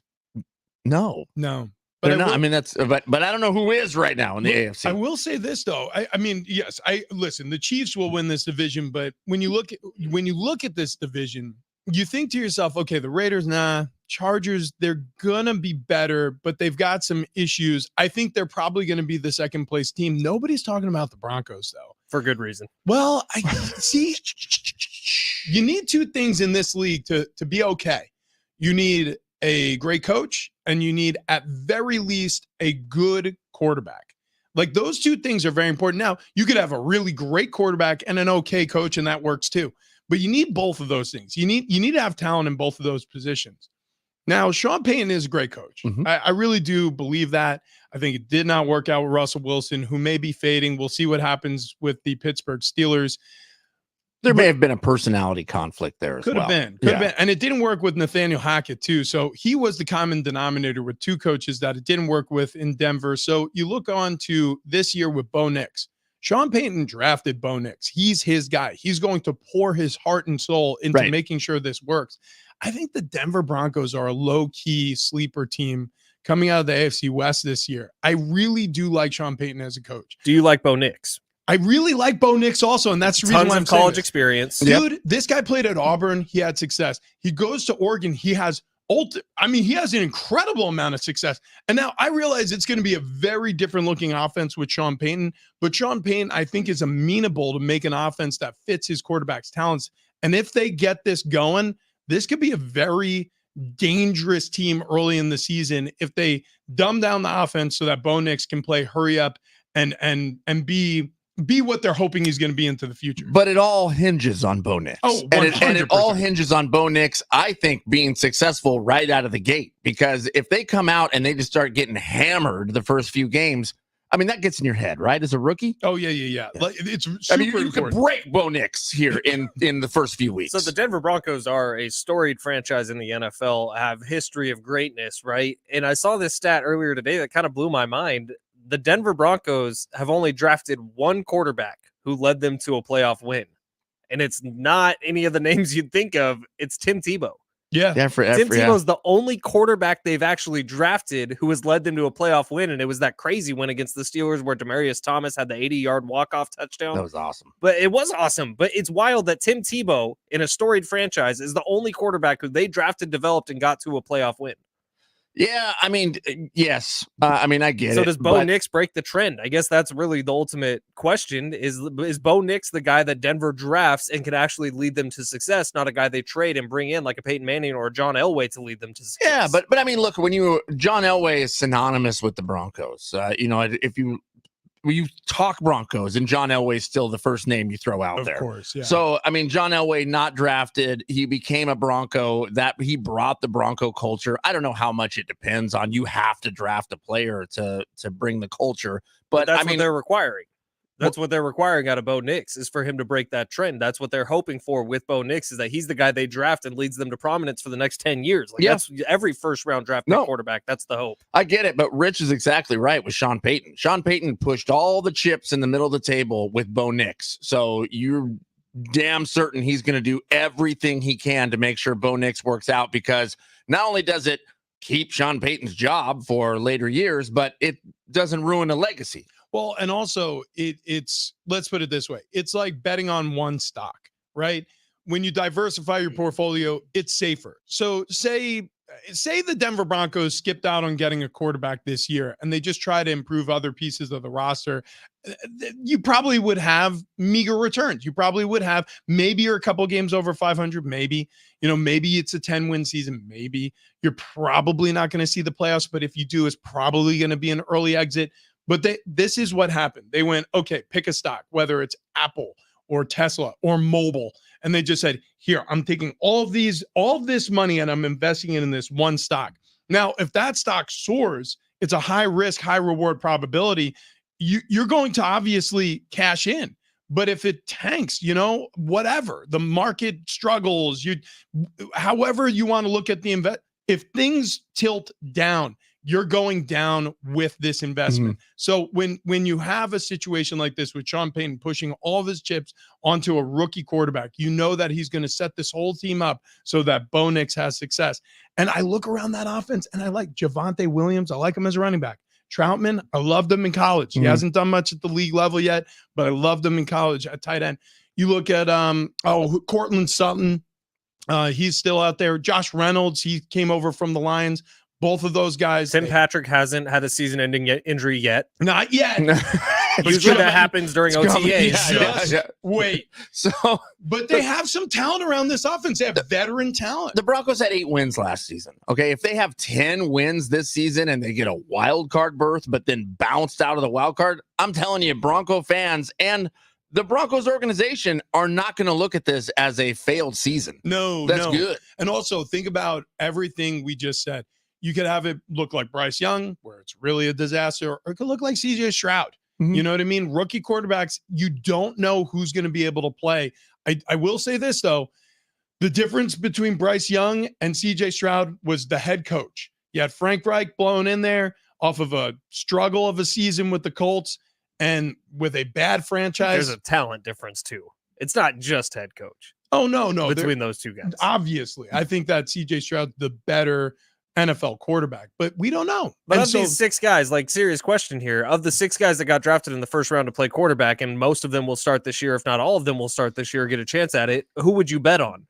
I don't know that Bo Nix is the guy I'm betting on to be the one that works. See, what's crazy is he's high on my list because of his head coach. Yeah, I agree. I think that's the guy you lean on. It's a cultural thing. It's very hard to be a solid rookie in this league at all, certainly at the quarterback position. It helps when you have a good head coach who has a stable future. The Broncos aren't moving on from Sean Payton, not after this season, and probably not after next season. All right, really quick, we're going to bounce over to talk to you about the Man Zone here.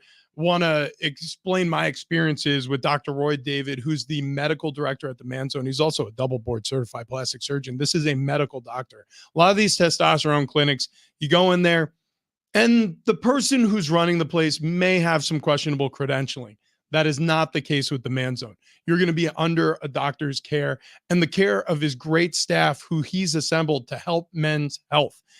Why is he doing this? Well, he's had personal experience with this. Low testosterone is something that affects every single man as he ages. If you're in your 40s, 50s, or 60s, it's not too late for you. If you're feeling the effects of aging, you're starting to slow down, you're feeling a little more tired, it takes an abundance of coffee to get you through the day, or maybe you're having some issues in the bedroom.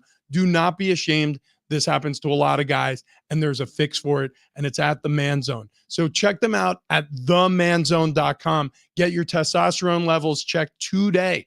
I would have never known that I was in the low end of average and I wasn't optimizing my health unless I had gone in and got my testosterone checked. So if you're like me and you feel like you're a little foggy or a little funky, or you're just tired all the time, or you're not getting to the gym because you don't feel enthusiastic about working out anymore, or you're just struggling doing other things in your life that you used to have an easier time doing, it could be testosterone related. I highly recommend going to themanzone.com and setting up your free consultation today. And if you mention this show, you're going to save yourself $50 on your first month of testosterone replacement therapy. Check them out at themanzone.com.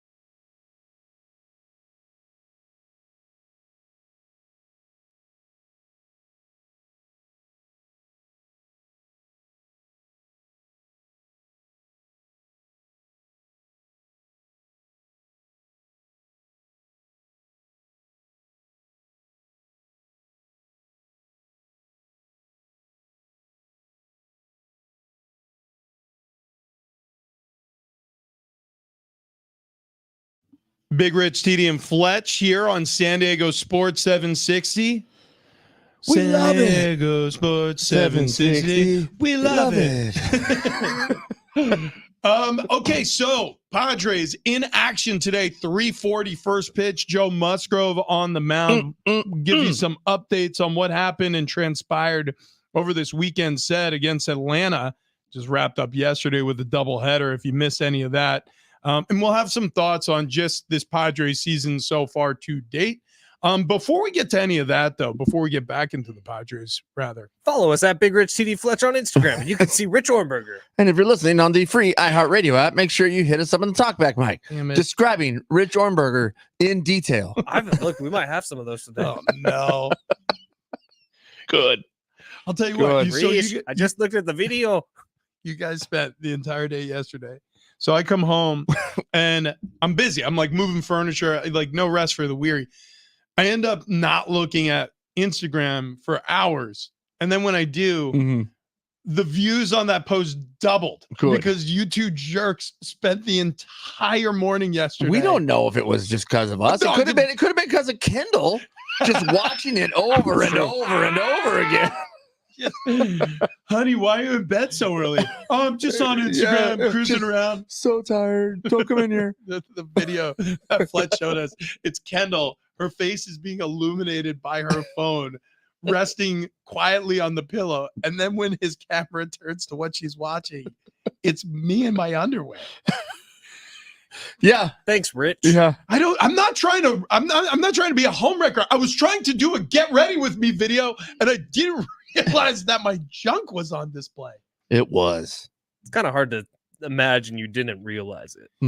I told you already. My face. Yeah, I believe you. All right. Wow. Adam Sandler trying to get John Daly and Tiger Woods to join the Happy Gilmore 2 cast. Why haven't they? I'm in. I'm so in. 100%. So it was, what do you mean? What's the best case scenario is they're in it for like 2 seconds. No, check it out. Daly, Tiger Woods. John Daly's a fun guy. I bet you John Daly can also probably act. Tiger Woods, I doubt can do anything fun. Tiger Woods was rumored to be Chubb's son. Holy mother of God. Yes. If Tiger Woods is Chubb's kind of a Jr.? racist rumor, isn't it? Why is that racist? The only black guy in the first movie, you're going to cast Tiger Woods to be his son? It's a little on the nose, but I think wait. He's Wait, the greatest golfer on the planet. What are you talking about? What do you want him to be? That's fine. I'm just. We're saying Chubbs has to have a white son? What are you looking for? I'm saying at all. I'm just saying, like, it's a little. No, never mind. What? CD, you look so skinny now. What? What the hell is going on with you, Fletch? Bring Tiger Woods and John Daly to Happy Gilmore 2 immediately. I feel like we just witnessed Fletch's motherboard get fried. Like we need to replace parts.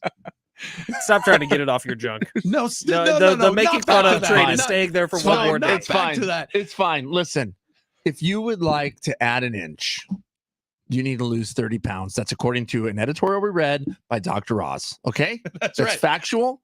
We didn't just make that up. You can do that by going to sdfatloss.com and signing up because you're going to lose 20 to 30 pounds in 8 weeks' time. I promise you. You're going to lose inches around your waist, but not below. Right. So it's like a loss gain type of thing. It's cool. It's cool. You're going to get high fives. You're going to look good at the beach. You're going to look good getting ready for Disneyland. And you're going to want to film yourself and then put it up for everyone to like and love and comment. Well, let's see where we're at that post right now. Yeah, actually, you can see the weight I lost in that video. You're looking good, buddy. The video, yeah. And that's all thanks to Wayne and Chloe at SDFatLoss. 35 pounds plus gone here for Rich. 31 pounds for myself. Fletch lost over 40 pounds. Look, I get it. I get it that losing weight is a daunting task. I get the fact that when you think about losing weight or starting a diet, you go, I don't know where to begin because maybe I don't want to change my routine. I don't know where to start, where I will actually lose weight quickly. Or maybe you've tried fad diets where you've gotten on the scale and the scale hasn't moved. It will move with sdfatloss.com, and it'll move without exercise. It's going to move without counting calories or points or eating something you don't want to eat. You're going to eat the food you like to eat. You're going to be healthy. You're going to do this the healthy way, and you're going to lose weight real quick. Go to sdfatloss.com, mention the show here, Big Rich, TD, and Fletch. You'll save yourself $200. Sign up for a free consultation today, sdfatloss.com.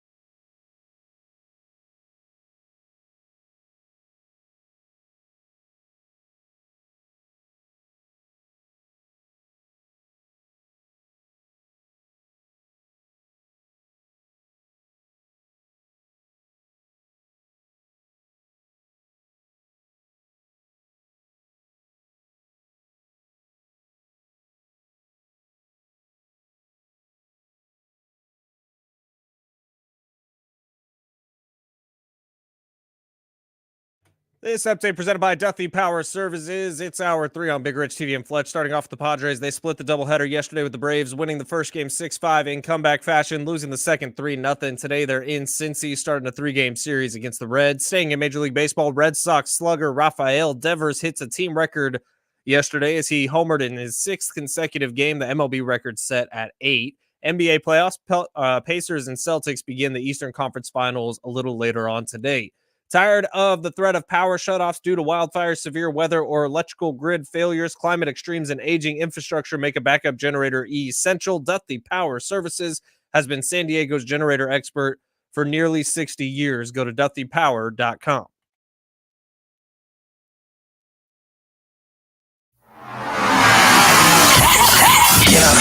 It's Big Rich, TD, and Fletch on San Diego Sports 760. Congratulations to Xander, making San Diego proud. It worries me that this is what Peter Seidler was talking about when he said bring a championship to San Diego.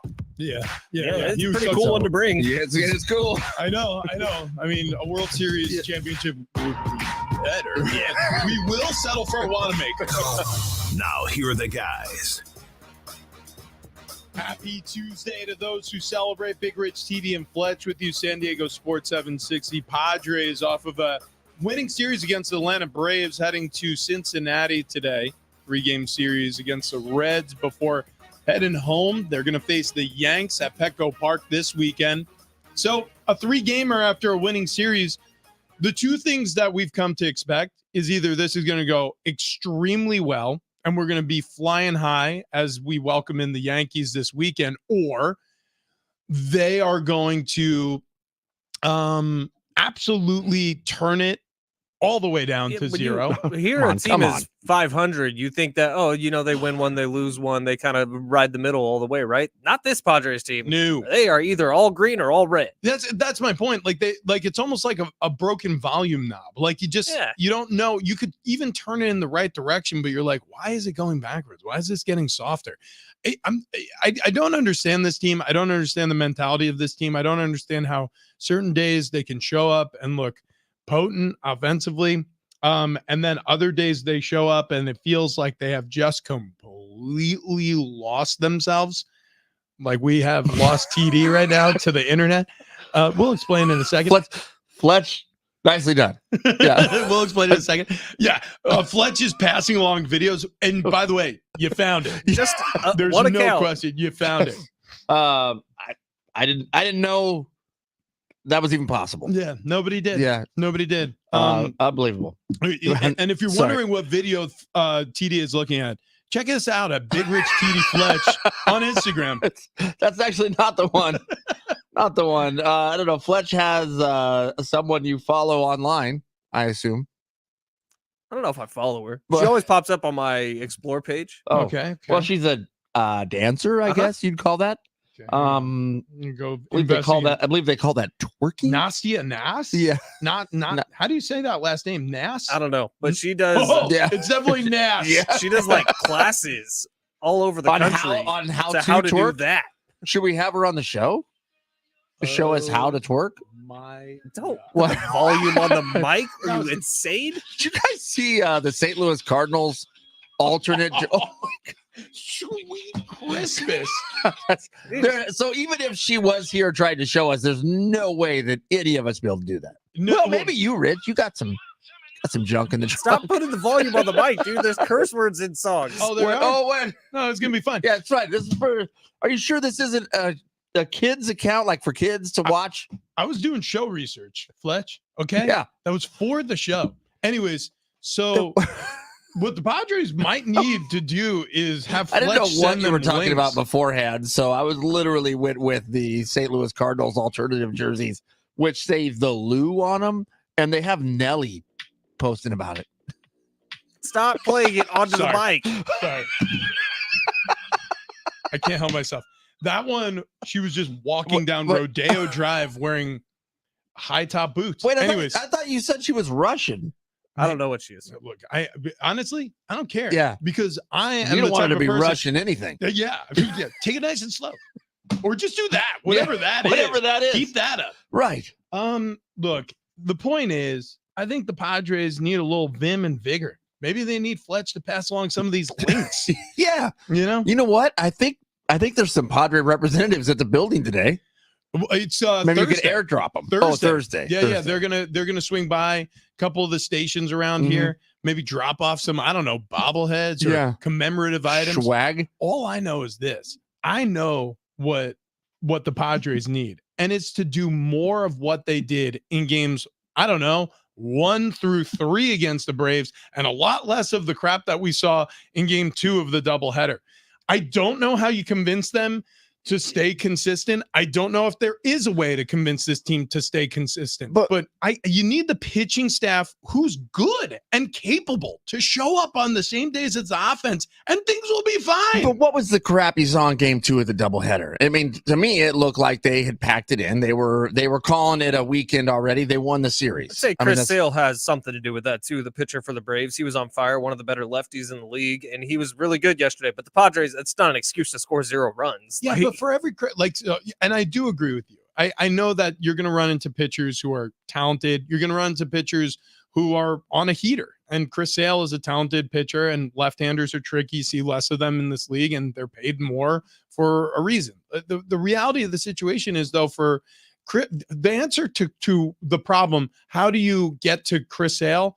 Well, it's supposed to be with Manny Machado, Fernando Tatis Jr., and Xander Bogaerts, or Luis Arraez, who you just traded another handful of prospects for. So you have the answers in your lineup. The problem is those answers don't often come. Now, Xander, he might be headed to the IL. We don't actually know, but he did injure. Are you okay? Did Visit San Diego just like the just like your get ready video? No, they did not.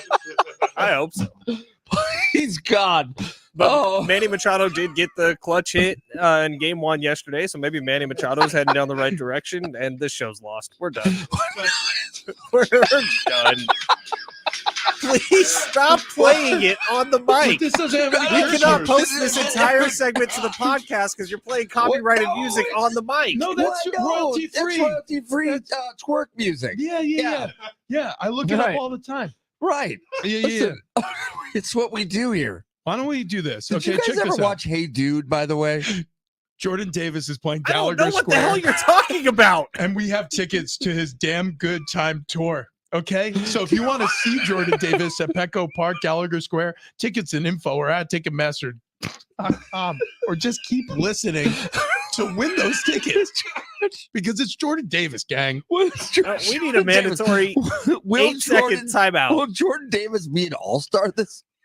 So that we don't get kicked off. Everyone just quiet time for 8 seconds. We're going to get kicked off the 7 seconds. 7.5 seconds. Damn it, Richard.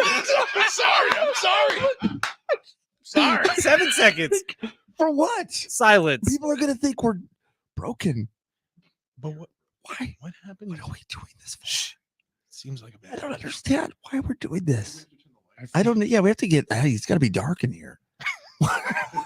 Why did we do that? Why did we just have nap time? You didn't. Why did we just have nap time? You kept whispering the whole time. But because our listeners would tune in and think, oh, they're clearly off the air because no one is saying anything. There's 4 guys in that room right now. They're watching twerking videos. Why aren't they talking Padres? I mean, are you guys hopeful for Manny Machado now that he got the clutch hit?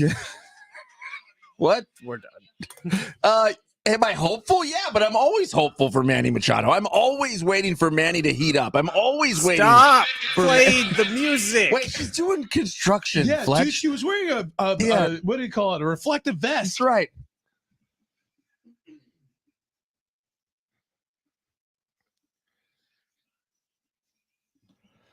All right, what I got is Natasha Nas on Instagram. Oh, no. Doubleheader for the Padres yesterday.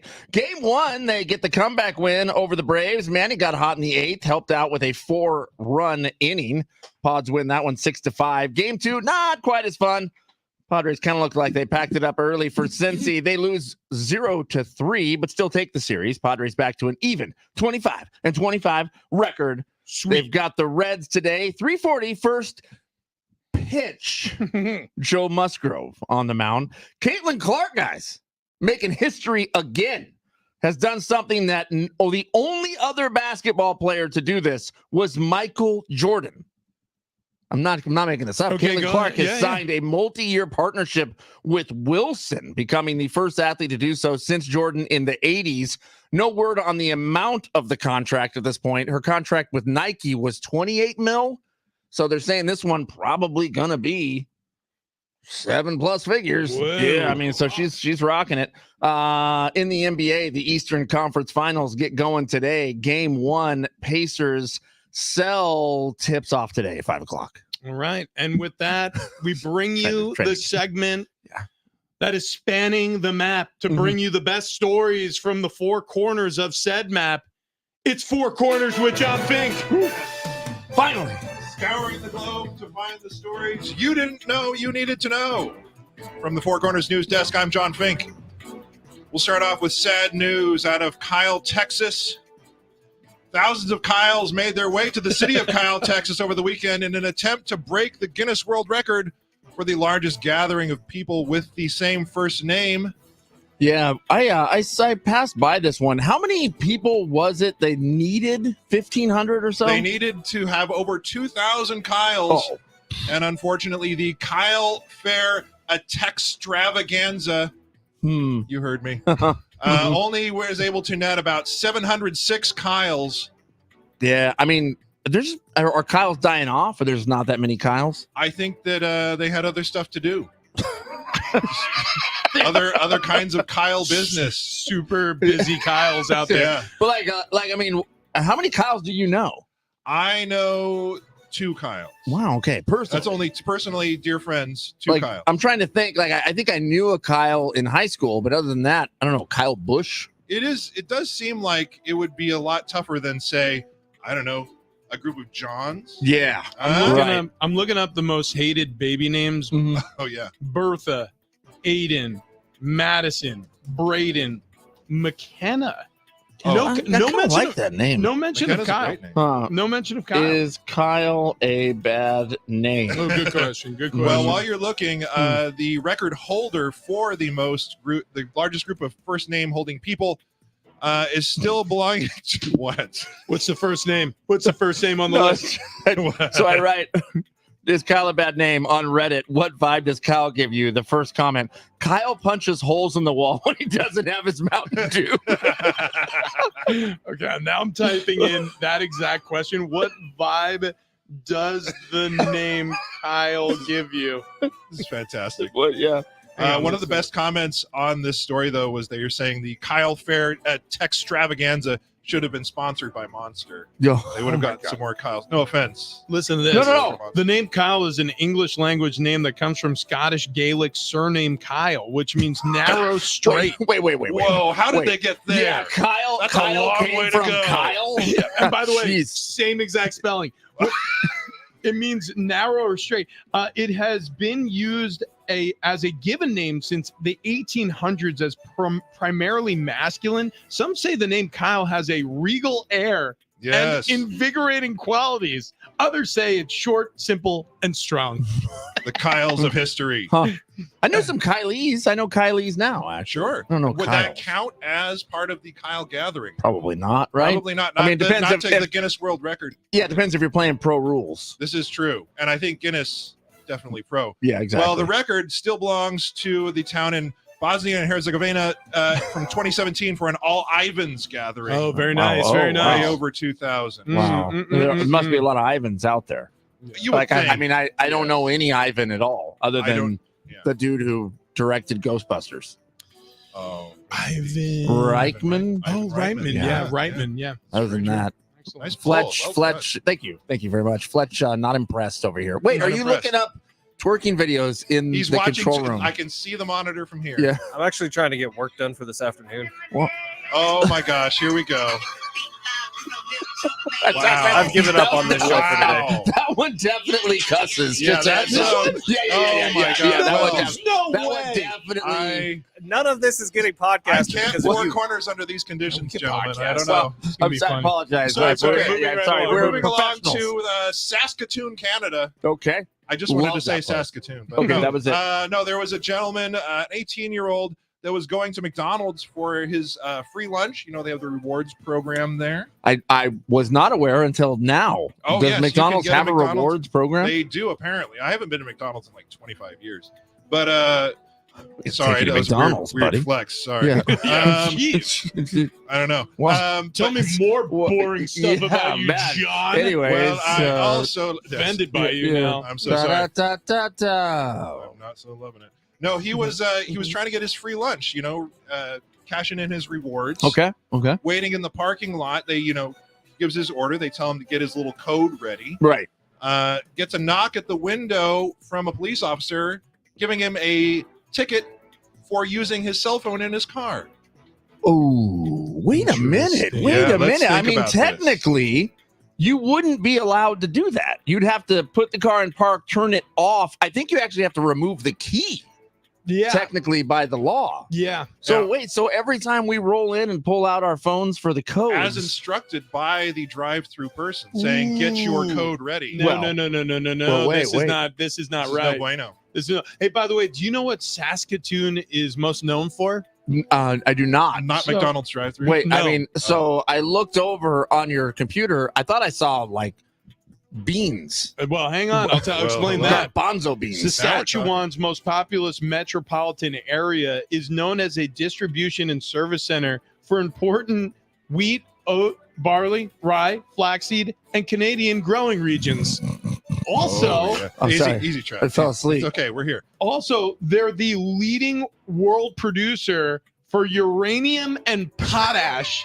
And the reason why you saw beans, I guess that's what the mineral potash looks like. I still have no idea. I guess it helps. I wonder You know plants what? grow. Actually, now that I It's look a at fertilizer. it looks like cat throw up. Oh, wow. Yeah, so there you go. I wonder if that's where they get the magic beans, if the beans are growing out of the uranium. I hope so. Yeah. Mining is So- the thing they Wow. do. Yeah. Did Well, Ivan his- Reichman do Back to the Future? I have no idea. That's a deep cut, and I couldn't tell I you. don't off the remember top who of it my was. head. Oh, it was plutonium, anyways. Sorry, Yes, never that's mind. True. It's okay. Hello. I'm awake. Here we are. So anyway, the poor gentleman, the 18-year-old, is now facing a ticket of $580. That's bunk, man. Yeah, definitely not a free lunch at all. Next up, the Catholic Church has now revised its guidelines as far as what is a miracle. As far as What is- divine apparitions and what ghosts qualify for. Did it get more stringent? It certainly did. Because I mean, back in like medieval times, it was a miracle if there was fire. This is true. Right. So now they're saying, you know, they want to make sure it's not, you know, fake news. Right. So they revised rules that were set out back in 1978 Okay. saying Prior to TD. yes.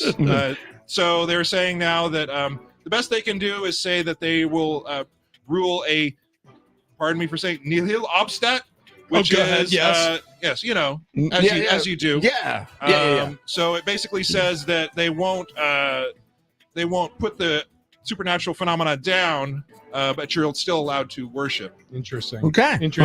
All right. Okay. Very nice.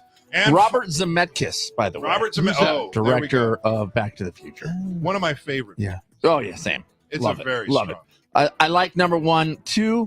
I was back for number 3, actually, which I don't think people like as much. You know they're doing a Back to the Future musical. I don't know if I'm in on that. If you I'm- put musical on anything, I'm almost out. You know, Okay, fair enough. speaking of miracle, the Miracle on Ice, the reason why that was so crazy, that win that the U.S. had over the USSR Mhm. at Lake Placid, was, I didn't know this until I just looked this up. The USSR actually beat the Americans 10-3 less than 2 weeks earlier, Whoa. and some of the star Oh. American players weren't available. Wow. Now, Speaking of USSR, what does Catholicism have to say about that? I think was that pre 1978? What year was that? Ooh, good question. That Because they may have had the old rules back then. We don't know. I don't know the year on that. I'm gonna do some research. Okay. USSR Nastia Nas. Excuse What? me.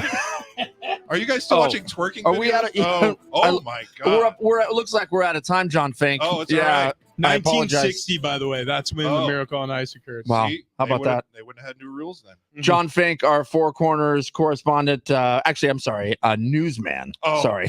From the Corners news desk. From the Thank you. news Much desk. appreciated. Yes. Thank you so much, John. Thanks for having me. Right.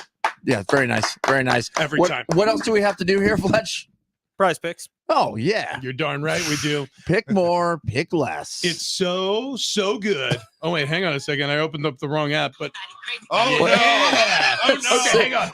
Wait. Hang on. What? Okay. We're gonna cancel Simple. that. Let's take By the way, bets if he's gonna do YouTube it. pissed off at you guys. No. Why? Both of you two. What did we do? You didn't let John talk. We didn't do Oh, what? You let John talk. You know what? Sorry, Do his John. news I'm stories. sorry, happy, John. I'm happy to just hang out. with you YouTube, I'm guys. sorry. The more time I get to We hang were out with you guys, excited. the more fun I have. Well, So thank you, John. It's great to be here. We appreciate it. We were distracted. It's been a day. I I apologize. agree. It's also been no apology necessary. Yeah, I'm just happy to hang out and have fun. Listen, what you should do is pull your phone out and Okay. download the Prize Picks app. All right, I'm on it. Yeah. Right. Open Today up is the a pri- Goblins Day. If you stack Goblins, you get an entry going of all Goblins, and it's $20 or more for the entry. You're going to get a free entry if it wins. Speaking of Goblin, What's a Mhm. goblin? Oh Yeah. my! what, That's Whatever not the is same going on goblin over I there. thought of. to do a lab? That I Not don't even think by read. you can bet. Exactly. You can't bet on that on Prize Picks. You can't do that at all. But what Whoa. you can do though, like me, if you want to follow my lineup that I just posted, Jason Tatum, I'm taking more than 23.5 points. How about Miles Turner? I'm taking more than 13.5 points. Those are two Goblin picks. And you know what that means? It means it's a power play. Look, I love the Prize Picks app. They give you options. They give different promotions. Today's Taco Tuesday. You got the Flex Fridays. And then sometimes you just open up your phone and you'll get a little notification from Prize Picks. It's like, hey, check out what we have going on today. I got one for e-games because I've been doing some Prize Picks lineups on esports, which I do not watch at all, but I've been having success on them. So they're just feeding the need, and I like it. I cleaned up on golf this past weekend, and I just to prove the point that what we're saying is real. I won over $150 this weekend. I was able to withdraw that $150 Nice. yesterday. It is in my bank account this morning. So Prize Picks, it's no joke. There's a reason it's the #1 daily fantasy sports app on the continent, and that's everything we tell you guys. It's a ton of fun to play. That's quick withdrawals. It's super easy gameplay. You can make your lineup and submit your entry in less than 60 seconds. It takes me like 30 seconds now if I'm not thinking about it. And it's just fun having a little more invested in the game that you're going to be watching anyway. So Padres, yes. NBA basketball, yes. MMA, which in June we have one of the craziest months of all time. Yes, I'm all over it with Prize Picks. No question about it. All you got to do is download the Prize Picks app. It's free to download. And if you sign up with DOGS, that's DOGS, that's the promo code. Yeah, well, that's a good dog bark. Yeah. Prize Picks. Sign up with promo code DOGS, and you are going to get your first deposit doubled up to $100. It's that easy, right? Prize Picks. Pick more, pick less. So much fun.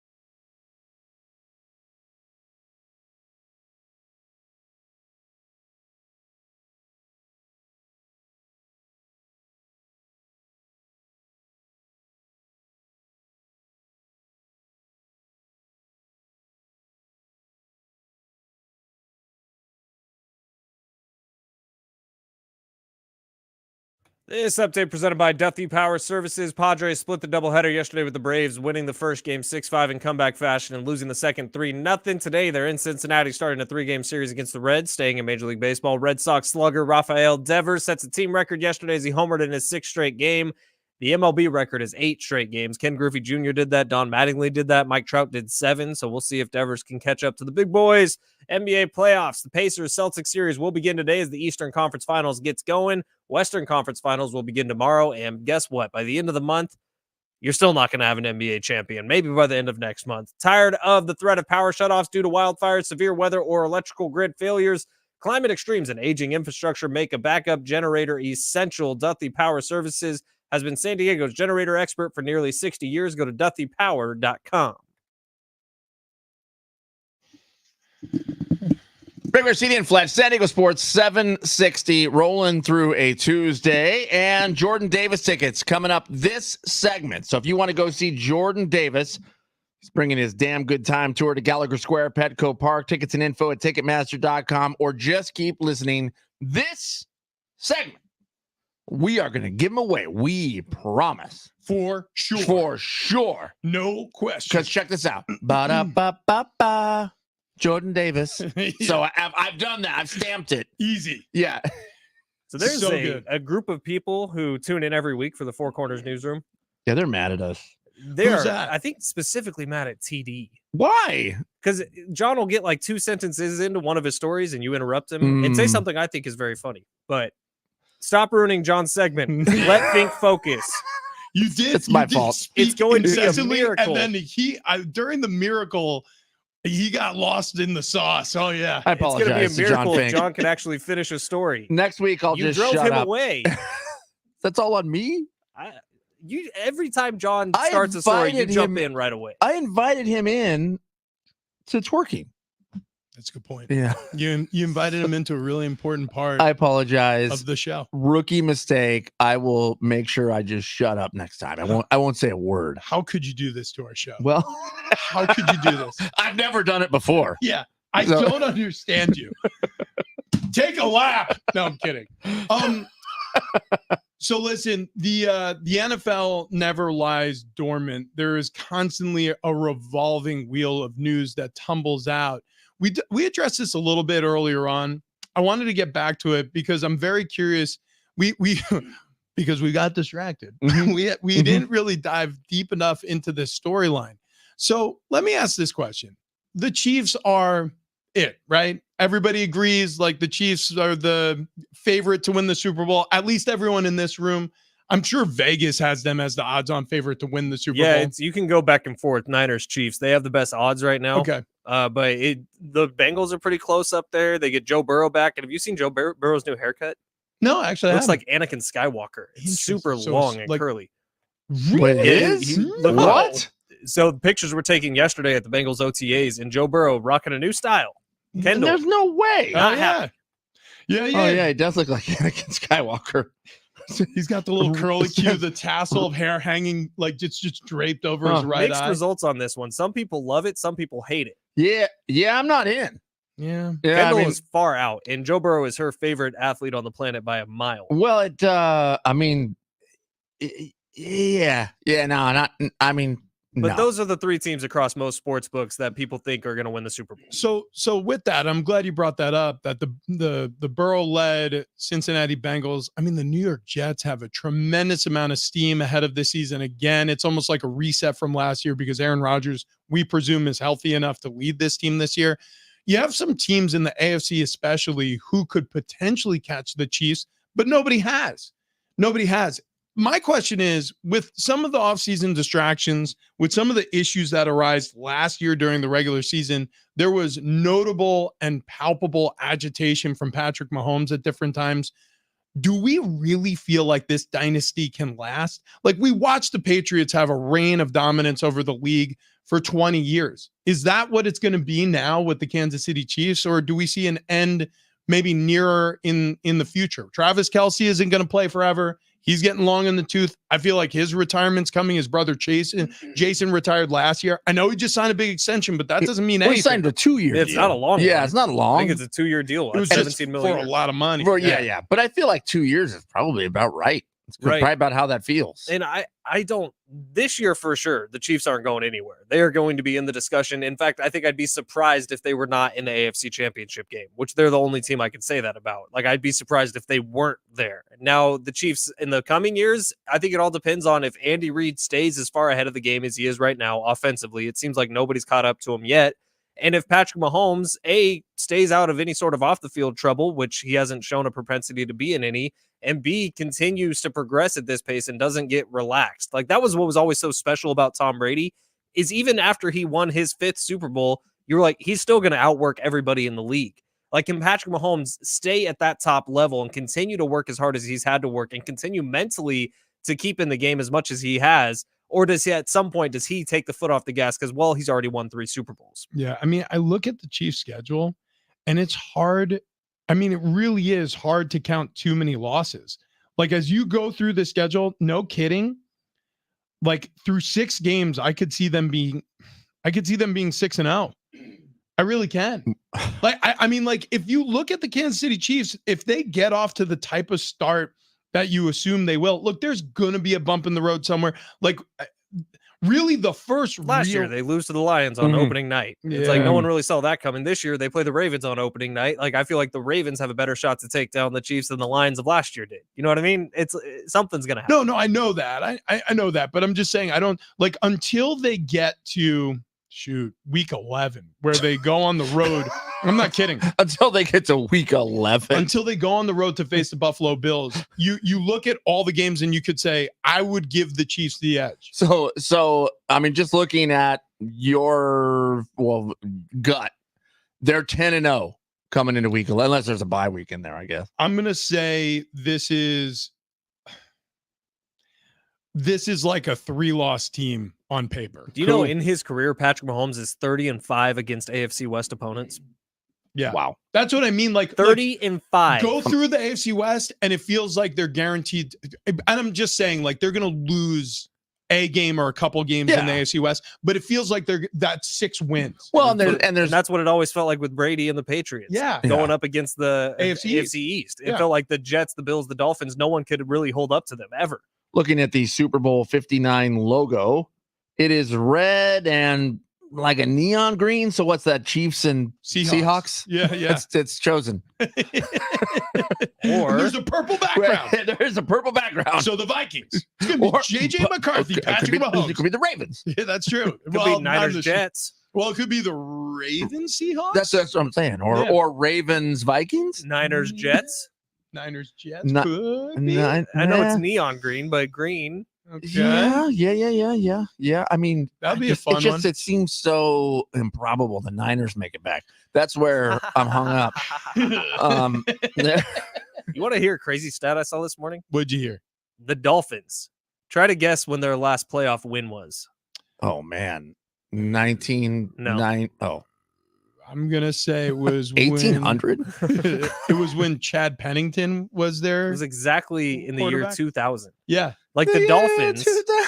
They had the years with what's his face, Titans quarterback was Tannehill. Ryan Tannehill. That they had a couple of playoff teams there, but didn't win. And then the last couple of years with Tua, playoff teams didn't win. Yeah. Well, listen, the Miami Dolphins, much like the Jets, there's a couple of AFC teams, much like the Bills, until Josh Allen came along. They've struggled because look who they were competing against that whole time. It was Tom Brady, just like you said. And so you look at the Raiders, you look at the Denver Broncos, you look at the Chargers. It's very obvious who's going to win this division. And that's the reason why when we look at the Chiefs, it's not perfect. That's the craziest part about this. Like Patrick Mahomes, it's not like he's going through some real things. Like his dad got arrested last season. Like his dad's on his 4th DUI. Yeah. Like, I mean, what was the outcome of that, by the way? Has there been one? Because he was facing up to 10 years. Yeah. I didn't look back into it. I mean, his brothers, I guess, skated some charges that were brought against him in, an assault situation. We discussed this earlier in the show, but it hasn't been without controversy, and still the Chiefs win. I'm curious, again, on paper, They look like a team who's going to win 14 games. If you look at their schedule, you count about 3, maybe 4 losses, and that's about it. It's crazy how dominant certain teams are, I guess, in all sports, but especially in the NFL, because we've had long stretches of dominant teams. The 90s were about the Cowboys. The 2000s were obviously about the Patriots in the 2010s. And we've moved into the 2020s, and it is all about Patrick Mahomes and these Kansas City Chiefs. Do you think the year begins similarly to how last year began, where it really didn't look like the Chiefs for about 7 or 8 weeks, and then they sort of turned it on the second half of the season? Yeah, well, we said that. I mean, we talked about that openly throughout the season. Of it just doesn't look like the Chiefs of yesteryear. It was really 9 or 10 weeks, I guess, if I'm thinking back to it now, where they just didn't really look as dominant. And then it came time to really put on the gas, and then once they got into the postseason, the dominance was all the way back. When Kelsey started struggling midway through the season, actually towards the end of the season, Kelsey was struggling. Hey, by the way, 877-767-4760. That's the number to call in exactly 2 minutes at 8:44 for our iHeart Radio app listeners. So you get an opportunity to get a drop on the drop on our terrestrial listeners. You call that number, not now, at 8:44. I see you. Line up. I see you Some guys. Jordan Davis fans. We're going to hang up on you, but don't worry. 8:44, the phone lines will be open. You call at that exact moment. Caller number 5 is going to win that pair of tickets to see Jordan Davis over at Gallagher Square. Coming up next, we have bottom of the barrel, but first, I got to say something. I mean, Fletch, he used to be shaped like a barrel. Right. I mean, he had staves and everything. Yeah, exactly. We had a Cooper come in and actually hammered. They would hammer those straps around him, and we'd roll him around. And if you opened him up, he's musty and a little like boozy. Yeah. But now I'll tell you what, he doesn't look like a barrel. You know what he looks like? He looks like a Coke bottle. Slender, shapely, elegant. I want to wrap my hand around it. And it's all thanks to scfatloss.com. Put my lips against it. God, you took it too far. Well, again. sorry. I'm sorry, John Fink. We're just gonna say bye, guys. What? No, wait. Yeah, okay, their mics are off, so that's the right call. SDFatLoss.com did change my life, and I did kind of look like a barrel, but even when they're being nice, they say it in such mean ways that it doesn't really make you feel good about yourself, right? But SDFatLoss.com will make you feel good about yourself. I was actually planning out what was going to happen this weekend, because we have a 3-day weekend, and I'm thinking about Sunday, how there's literally nothing on my calendar. You know what's going on the calendar? Pool day on Sunday, and I feel good about that, and I feel good about taking my shirt off in public because of SDFatLoss.com. Look, if you're thinking about what's coming up in your life, and you think about the summer months coming up, and you have, I don't know, a fishing trip planned, a graduation to go to, a wedding to attend, you want to be looking good for that. Well, in just 2 months' time, you can make a big difference in your life, and you do that with SDFatLoss.com. And right now, $200 off the program if you let them know that Big Rich, TD, and Fletch, we sent you. Maybe just say Fletch, because the other 2 guys are on one today. Get on over to SDFatLoss.com. Talk to Wayne and Chloe. They were our weight loss team. They will be your weight loss team as well, and get you on the right track starting as soon as tomorrow. Get on over to SDFatLoss.com today. Set up the free consultation, sign up for the program, and lose a bunch of weight. SDFatLoss.com.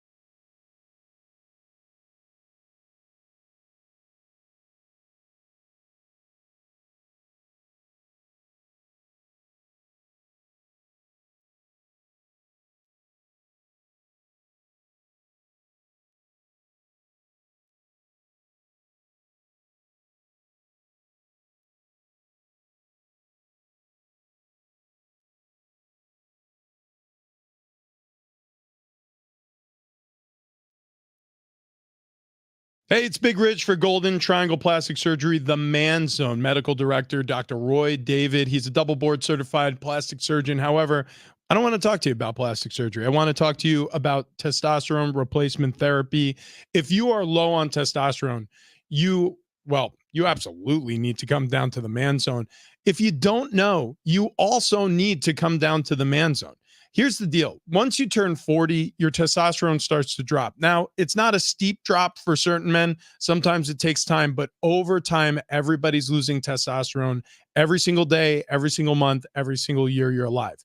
You can reverse some of the signs of aging by going and getting testosterone replacement therapy. I wouldn't be trumpeting this if it didn't work for me. At 37 years of age, I went to the Man Zone, and I wasn't expecting to have low T, but I was in the low average range. And all of a sudden, a lot of things started making sense. They were like, well, what symptoms do you have? I was like, well, I feel tired all the time. I'm sluggish. I feel like I'm in a funk most days. I feel like there's a never-ending coffee pot that I have to keep going to, because if I don't, I'm not going to be able to keep my eyes open. And I'm telling you right now, I've completely reversed course because taking the testosterone replacement therapy has really helped me. So if you're feeling lethargic, if you're low energy, if you're having trouble getting to the gym, if you're not seeing the results you're used to seeing at the gym, or if you're having trouble in the bedroom, don't be ashamed. Go to the Man Zone today. Check them out at themanzone.com. Schedule your free consultation. And if you sign up today, you're going to save $50 on your first testosterone replacement therapy month over at the Man Zone, themanzone.com.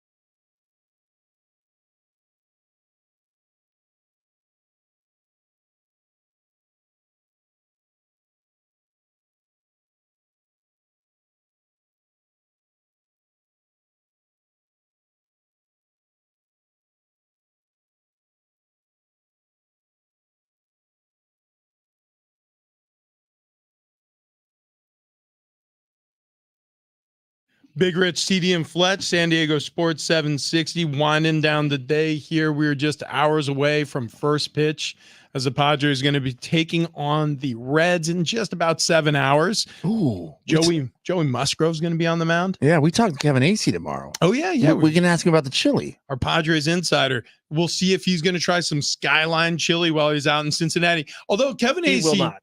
He's the most boring eater on the planet. It's as if you just read my mind. The next words out of my mouth were going to be boring eater. Which is crazy because he travels for a living, at least for a portion of the year. Yeah. You would think you would try all the different foods in all the different areas, like, by the way, Mark Grant does. Mark Grant is a great eater.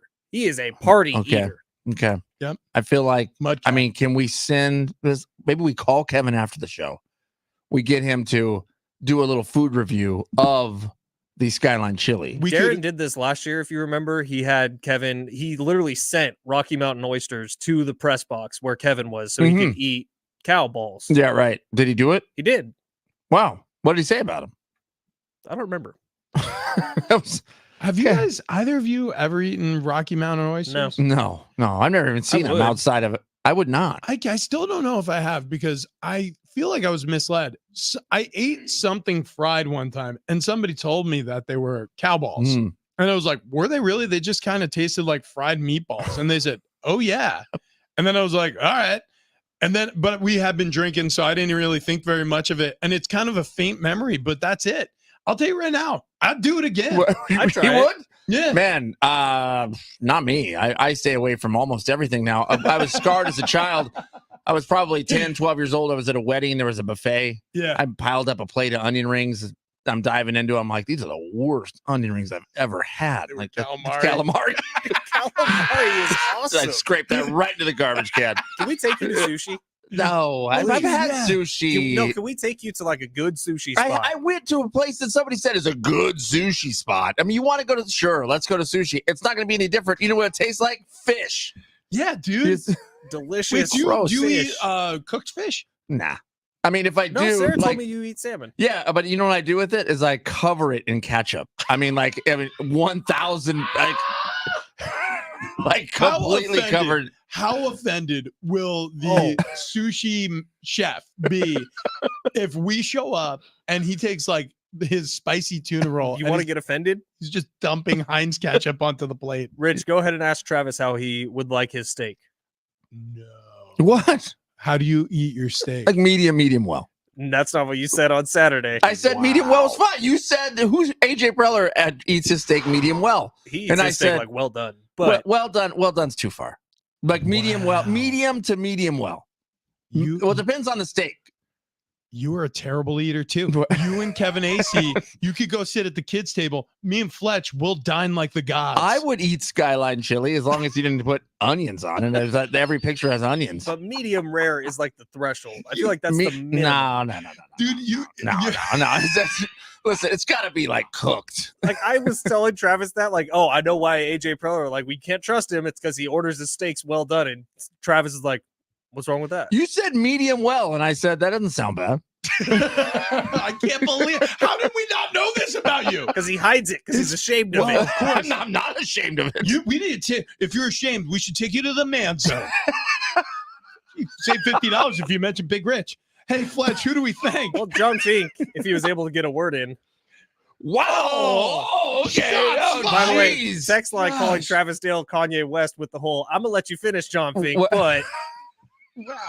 Also, thank you, Rich. Thank you, TD. I didn't realize that was happening. Texters, really? The roadies, the dogs, the hangers, the beggars. Twerking. We'll air check that. Good Lord. Who won the tickets? Oh, what's his name? Hang on. I have it. Hang on. Edward Kyle. of Chula Vista. Oh, have fun, Edward. All right, the herd's next.